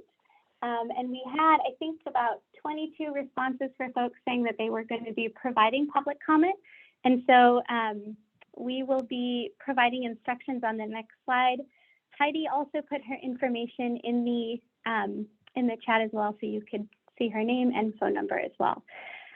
So our request for tonight is, as you're providing public comment, if you'd like to provide public comment, to use the raise hand button on your screen. And I will mind the queue. I'll call on you when it's your turn to speak, and then you'll be unmuted. If you're a phone call-in user who would like to provide comment, you can dial *9. You'll have that opportunity as well. I'll mind the queue. So when you are speaking, for folks who are not on the call, if you can say your name, it's just helpful before you speak. You'll have 1 minute to provide public comment, and be respectful of everyone's time and opportunity to speak. And I'll be minding time for folks as well. And for those who have joined us for this evening, for this workshop to end at 8, the presentation is over, and the activities are over, but for this public comment portion, we'll be going as long as folks are providing that public comment. So I will have the slide back up here. I'll call on folks in the order that their hands are raised here. I'll name a few folks so you know when you're coming up. So it looks like we have Douglas Martin, then Shay Putnam, then Alice Merrill. So Douglas, I'm going to unmute you here. You'll have about a minute And then we will, I'll just let you know when your time's getting close. There's also a timer on the screen, and it's just a way for us to make sure folks are having the fair opportunity to provide comments, since we'll have quite a few folks providing that comment tonight. So Douglas, you should be unmuted. You might have to unmute on your end though. Okay.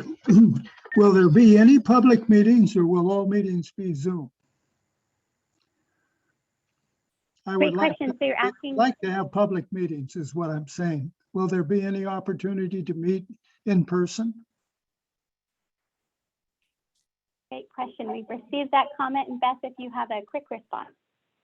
And so the city, I'll actually defer to Heidi on that because that's more of a city policy.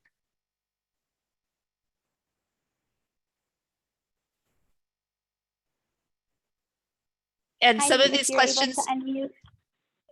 Jenna, why don't we Sorry, go Beth. through the comments, and then at the end, Heidi and I can confer and each comment or respond as appropriate. Yes, that is a great idea. So thank you so much, Douglas, for that question. And then for others providing public comment, we'll hear the comment and we'll respond to questions after.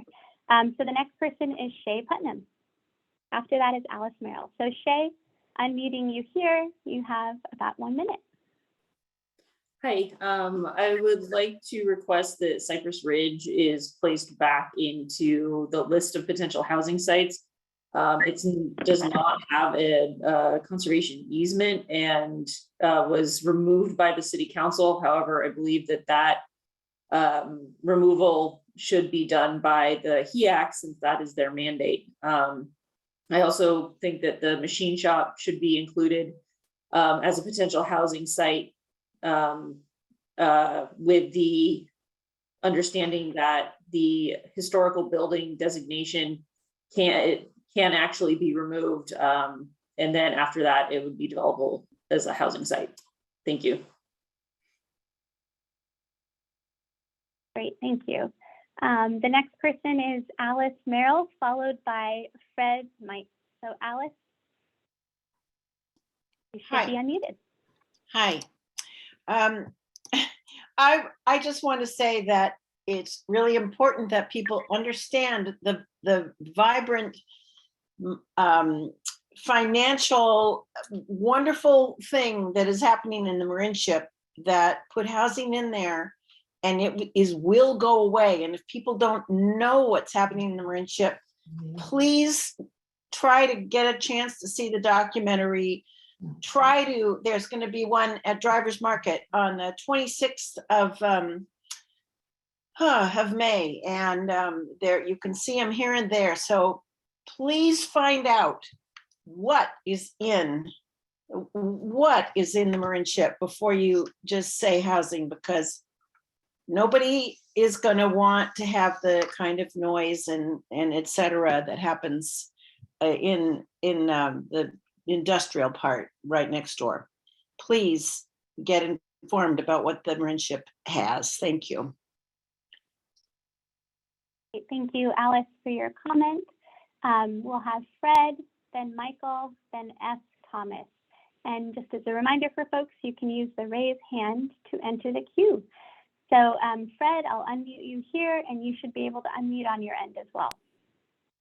Hi, I'm actually speaking on behalf of the entire Gordon Street neighborhood.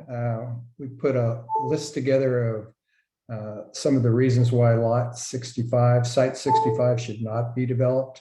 Heidi, I will send them in to you because I definitely can't go through them in a minute. But one thing that is important, though, we did reach out to the owners of the property because from our perspective, the lot is pretty much undevelopable. And we asked them what their plans were. And they responded to us that they have absolutely no plans to put any residential units in there. They are considering putting a maintenance facility in for the Sausalito Towers. So thank you for your time, and I will send you in our list of our concerns. Wonderful. Thank you, Fred. And Fred reminds us as well that if you've provided written public comment, we have that as well. So we appreciate folks for all the ways in which you're providing input as part of this process. So then we have Michael, then F. Thomas, then Tom Hoover. And for other folks who would like to provide public comment, you can use the raise hand feature to enter the queue. So Michael, I'll unmute you and you should be able to provide comment. You might have to unmute on your end.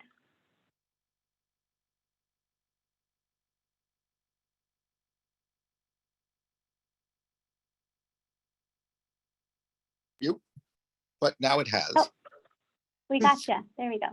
Okay, a question that I would really like answered when you get up to answering the questions is the HEAC independent or does it serve at the pleasure of the city council?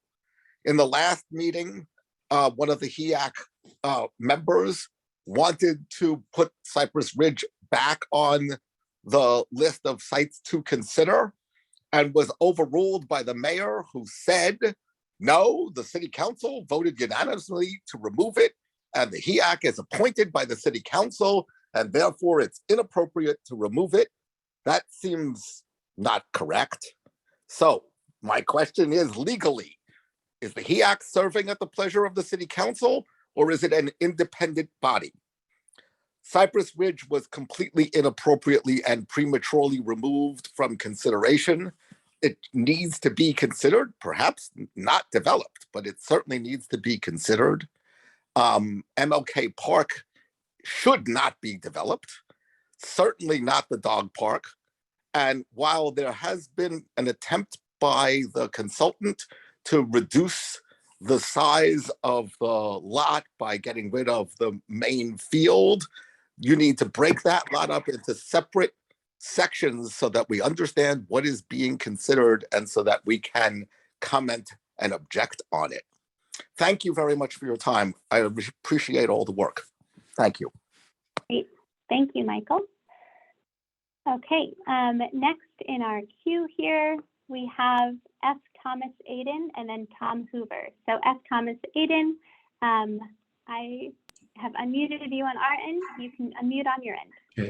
Hello, actually, this is Donna Bashel. Tom and I are married here. Hi. And I'm super concerned about our infrastructure and who the heck is going to pay to put in new sewer lines and new roads. And there's only one road in and out of this town. It's Bridgeway. And I mean, I've been living on Edwards for 22 years, and it is a disaster on this road. We are now facing a sewer line disaster that we're going to have to pay for out of our own pocket because this town won't pay for it because somehow we don't have enough money in our town to pay to keep the infrastructure up. So I'm just super concerned about what's going to happen when we have 700 new units coming in here. It's just a big ball of wax, and sorry, I'm venting out, obviously. But okay, thank you for putting this together so that we could all share and learn about this. Thank you so much for your comment. Okay, our next person for public comment is Tom Hoover and then Eric. And I'll remind folks, if you'd like to provide verbal public comment, to use the raise hand feature. So Tom, you are unmuted and you can unmute on your end. Okay, thank you. My name is Tom Hoover, and I live at the south end of the marine ship, known as Galilee Harbor. And speaking for myself, I had a thought when I was looking at the marine ship plan and what you were showing, and it just occurred to me the other day, because we're dealing with the marine ship development that's going on there, that the marine ship would be a perfect place for live, work, small scale housing, such as happens at Galilee and other places. And for me, the term mixed use in the marine ship would mean very specifically mixed use. I mean, live, work. And I understand how difficult that idea might be, but I think it needs to be considered, and the kinds of things to keep it from being misused for other purposes, as has happened in the city where they had live, work, and it just, turned into all kinds of stuff. So that's my idea. I would like to see Schoonmaker considered for some sort of live, work, low income housing. Great, thank you so much, Tom, for that comment.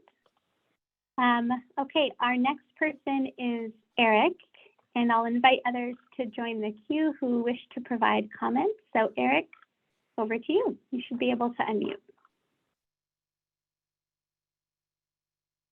Let me check that again. Can you unmute now? Can you hear me We now? gotcha.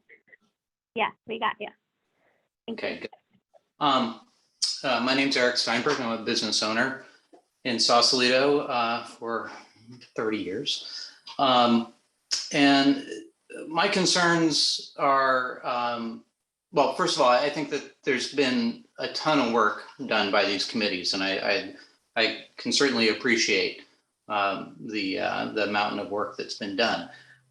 There are some things that either have not been addressed yet or have been jumped or deferred until later, and things that come to mind are infrastructure, utilities, consideration of flood maps, and traffic is a big one because traffic is bad as it is. And with all the new housing, these are people that have to work, and they're not working from home. They're going to be going someplace. And then the people that go someplace, they're going to be people that are coming in to service those 700 new residents. So there wasn't any mention of these things in tonight's presentation, and I'm hoping that those will be drilled down on in great detail. Great, thank you so much, Eric, for that comment. Next, we have David Sudo and then Sue Courier. So David, over to you.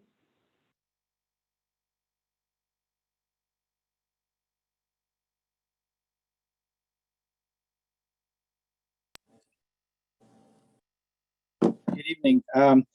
So my preference is not to have development in the waterfront area and then marine ship if we, it should be our last option. I think we need to define buffer spaces, like let's say 100-foot buffer from current industrial use or marine use. And I think it's pretty evident that we shouldn't have any housing development within about 400 feet of the waterfront. So that leaves us a strip along Bridgeway, which is mostly commercial or undeveloped right now, where it makes sense. And in places like the strip that's currently boat storage along Bridgeway would make a great work-live space for a small scale, 2 or 3 story building units, and provide housing for workers in the marine ship. Thank you. Great, thank you, David. All right, our next person is Sue Courier, then Sandra Bushmaker. So Sue, I'm going to unmute you here, and you should be able to unmute yourself. Yes, this is Bjarne here with Sue and Ken Courier and my wife Sherry Hansen. Great, thank you. Can you hear me? Yeah. So yes, we hear you. I was the lucky renter at the marine ship for about 5 years, and I see the wonderful buildings that are there. They could turn into amazing housing. They're already there. We need the housing, all the various ideas of the noise and so forth. It's, I think, overrated. It's not that bad. It's actually very nice. And nice flat land, and I think it makes for amazing housing. So I think we should really consider the buildings that are already there. Most of us, and so many of us, work from home nowadays, so they'll have a hard time renting them out, and some of them are even willing to actually pay for the development of it. So let's have them do it. Thank you. Thank you for that comment. Our next person is Sandra Bushmaker, and I'll invite others if you would like to provide that verbal comment to raise your hand. So Sandra and then Peter Van Meter. So Sandra, I'll unmute you here. You should be unmuted on your end.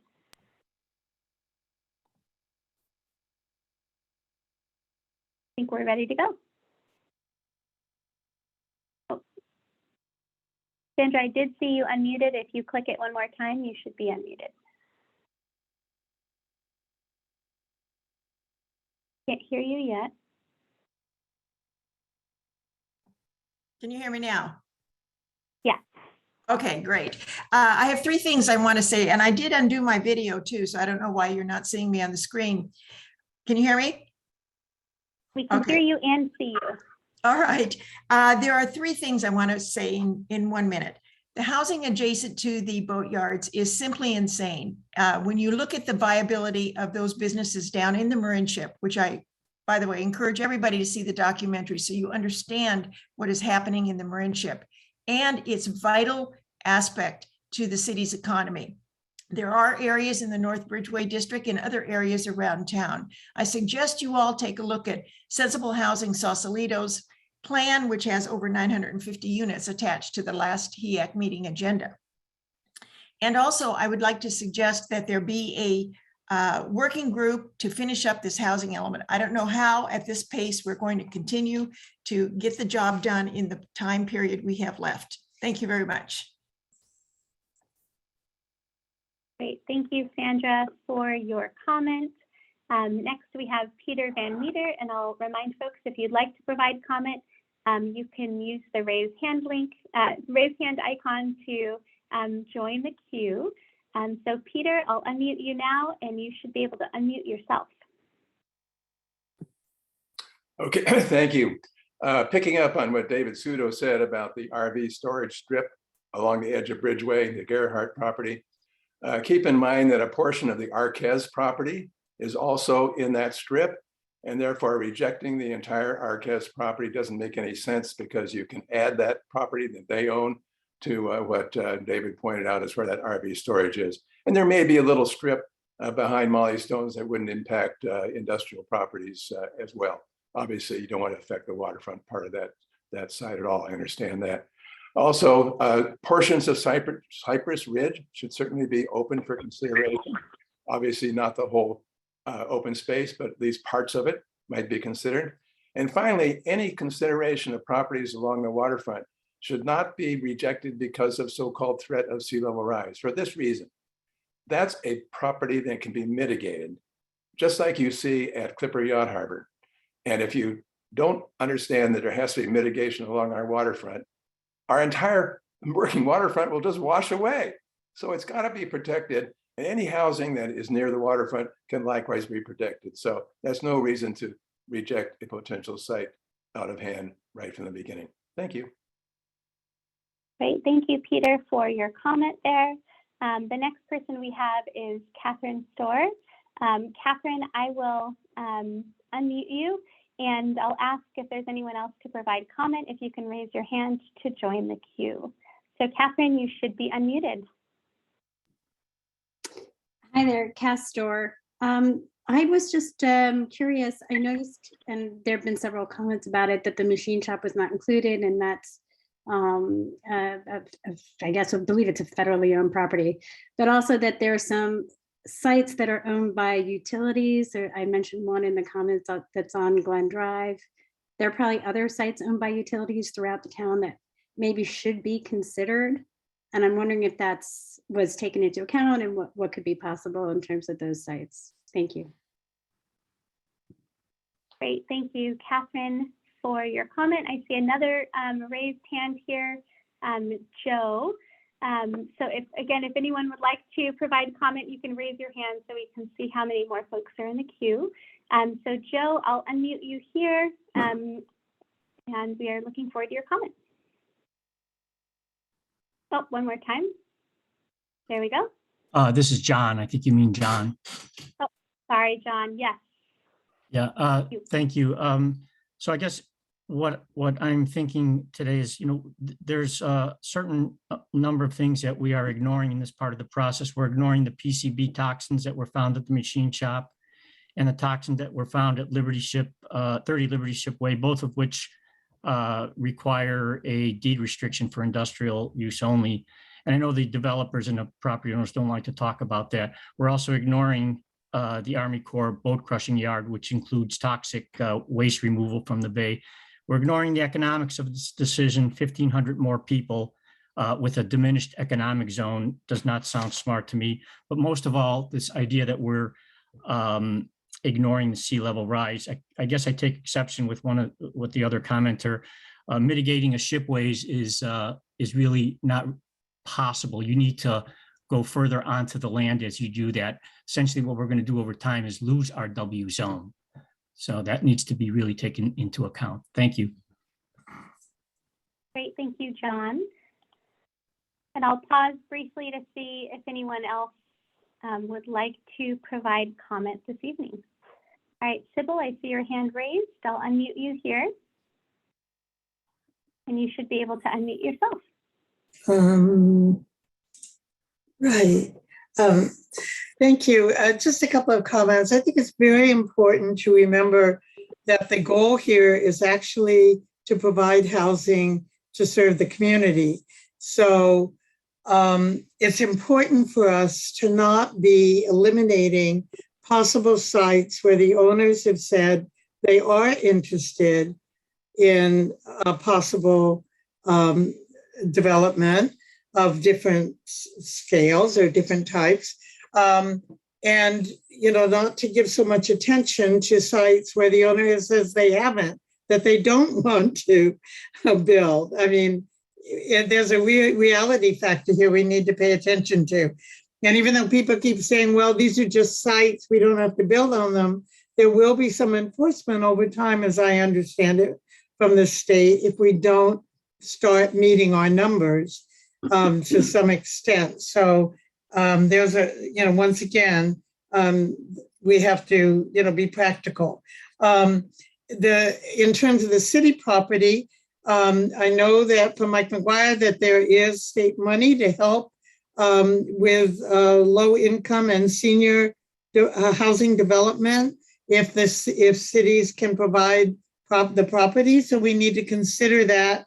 But I would say that MLK Park already has the highest density developments in the entire city, and to be focusing another up to 400 units in that area, as some plans have indicated as an idea, doesn't make sense. And Sybil, real quick, I'll just let you know you're over your minute, so if you can close your comment at the close of your statement.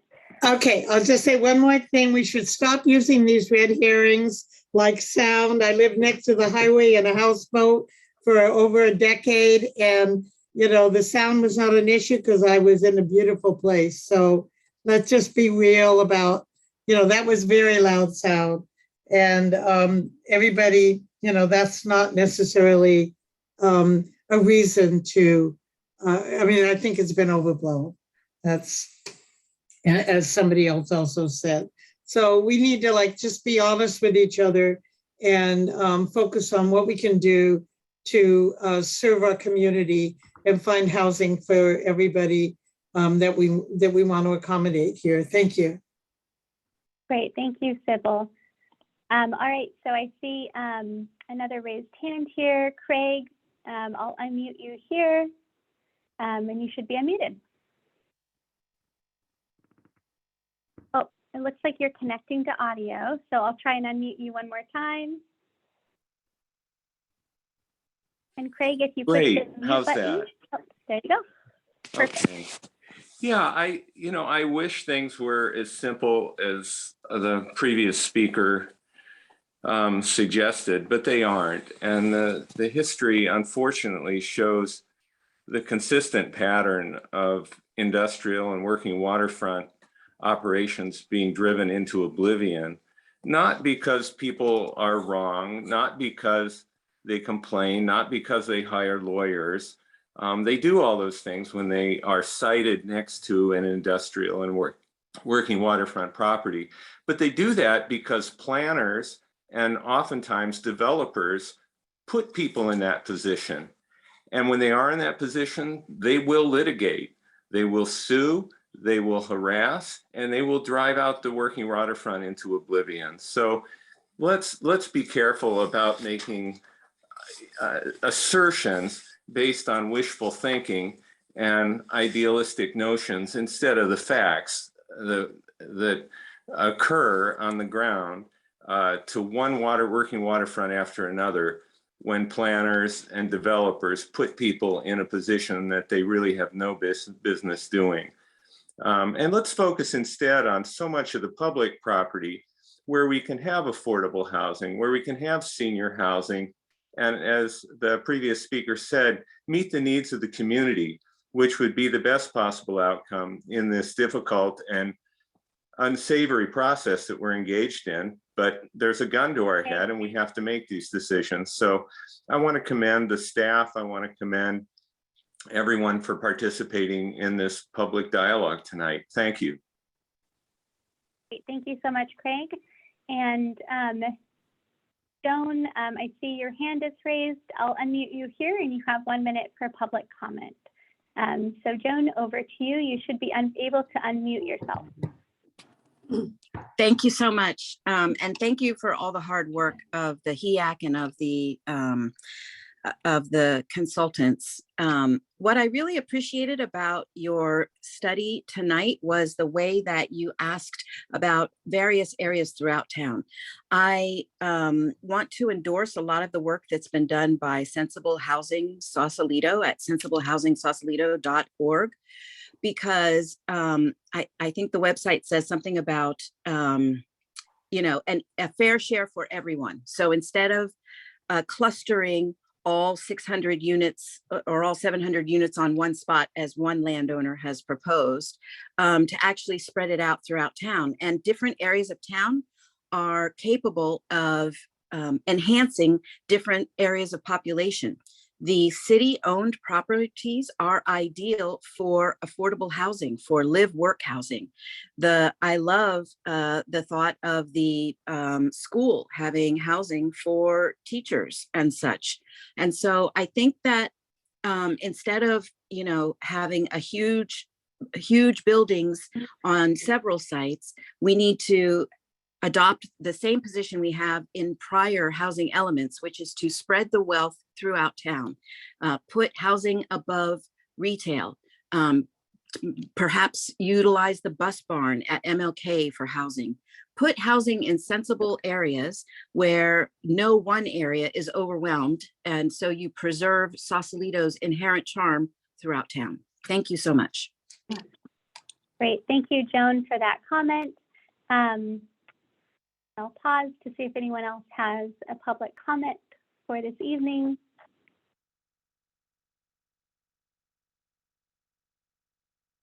All right, seeing Mickey or Mikey, I see your hand raised and then lowered, and I'll unmute you here and see if you want to provide comment.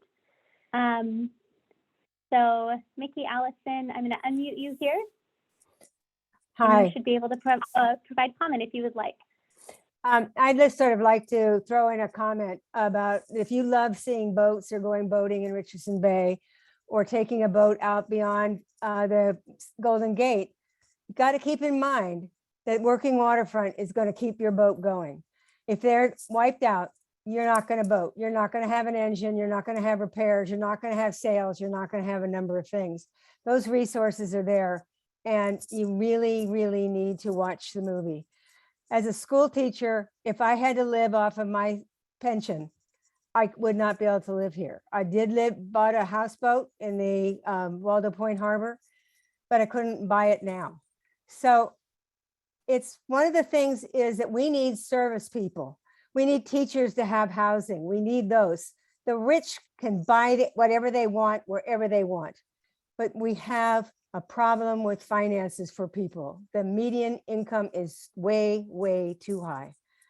And therefore, service people, people that take care of our houses, nurses, health workers, all those people can't pay for it. We need it. Thank you, Mikey, for that comment, or Mickey for that comment. And I will pause to see if there's any other public comment, and seeing none, I will turn it over to Heidi and Beth to provide any answers to questions that were asked, and for Heidi to move us to close. And I'll respond to note that we did hear the suggestions that some specific sites, the machine shop, Cypress Ridge, and other areas be considered. And so we'll definitely coordinate with staff to talk about those sites and to also see what is brought before the HEAC. In terms of the city's capacity to accommodate these units, the state has mandated that the city accommodate its regional housing need allocation. So the city doesn't have the option of saying that they're going to accommodate a reduced number and still get its housing element certified and be found in compliance with state law. So the city did appeal the RENA and provided a very detailed appeal and appealed it the RENA in writing and verbally, and that appeal was not granted. So I just want the community to know the city did make an effort to have the number reduced to a more reasonable number that the city could accommodate based on existing capacity. And I believe Heidi's going to have a couple of comments as well. So I'm going to turn it over to her and see if she has anything else she would like me to address. Yes, thank you, Beth, and thank you again, everybody, for participating tonight. Just wanted to provide some clarifying answers to some of the items that we heard tonight regarding virtual meetings. The City Council monthly has been adopting resolutions to continue conducting meetings remotely due to health and safety concerns for the public. So until such time as the City Council chooses to either consider hybrid meetings or opening up regular meetings, we will be having these virtual meetings. Again, the City Council does accept these resolutions monthly and are adopting them. So if you have any comments, I would recommend participating in a City Council meeting. You can go to the city's webpage and pull up the agendas and see what's on the docket. Regarding the composition of the Housing Element Advisory Committee, so this committee was established in April of 2021. At that time, a resolution was adopted to create the HEAC, and the HEAC is in accordance with Chapter 2.58 of the city's municipal code, which states that the appointees serve at the pleasure of the council, and the HEAC has been developed that once the housing element has been updated, then the committee will dissolve. And lastly, regarding the machine shop, Speaker John DeRay did identify that there is a deed restriction on that property, and that information is correct. There is a federal deed restriction limiting the uses to either commercial or industrial uses. So that's all I have at this time. Is there anything else, Beth or Jenna, you'd like me to expand on? No, I think that's great. And when we get back to the HEAC will be considering all of the input we received tonight. So when we go to the HEAC with the site discussion, we will be giving them a summary of the town hall, and they'll also all, of course, have the opportunity, those who aren't able to attend, to watch the entire town hall. So they will have everyone's comments in mind when we're talking about sites and the next steps for the housing element update. And Jenna, did you have something to add as well? No, I was going to say that's good for me. And I'll note for folks that this meeting has been recorded, as Beth noted, and will be posted on the city's website and the project website as well, for folks to see along with the summary as that's developed, incorporating all of the great input that we heard this evening. I'll take us back, Christian, if we can go to the slide on Heidi's contact information as we close this evening. If you have any questions or follow-up, you can email Heidi here. And Heidi, Beth, any closing words as we head out this evening? My only comment would be my telephone number is extension 4134. So there's a little typo there. And apologies for not catching that earlier. And thank you again for participating. May 23rd is the next Housing Element Advisory Committee meeting. So stay tuned and please participate. Great, thank you, Heidi. And thank you everyone for being on this evening. We will see you next time. Thank you, bye.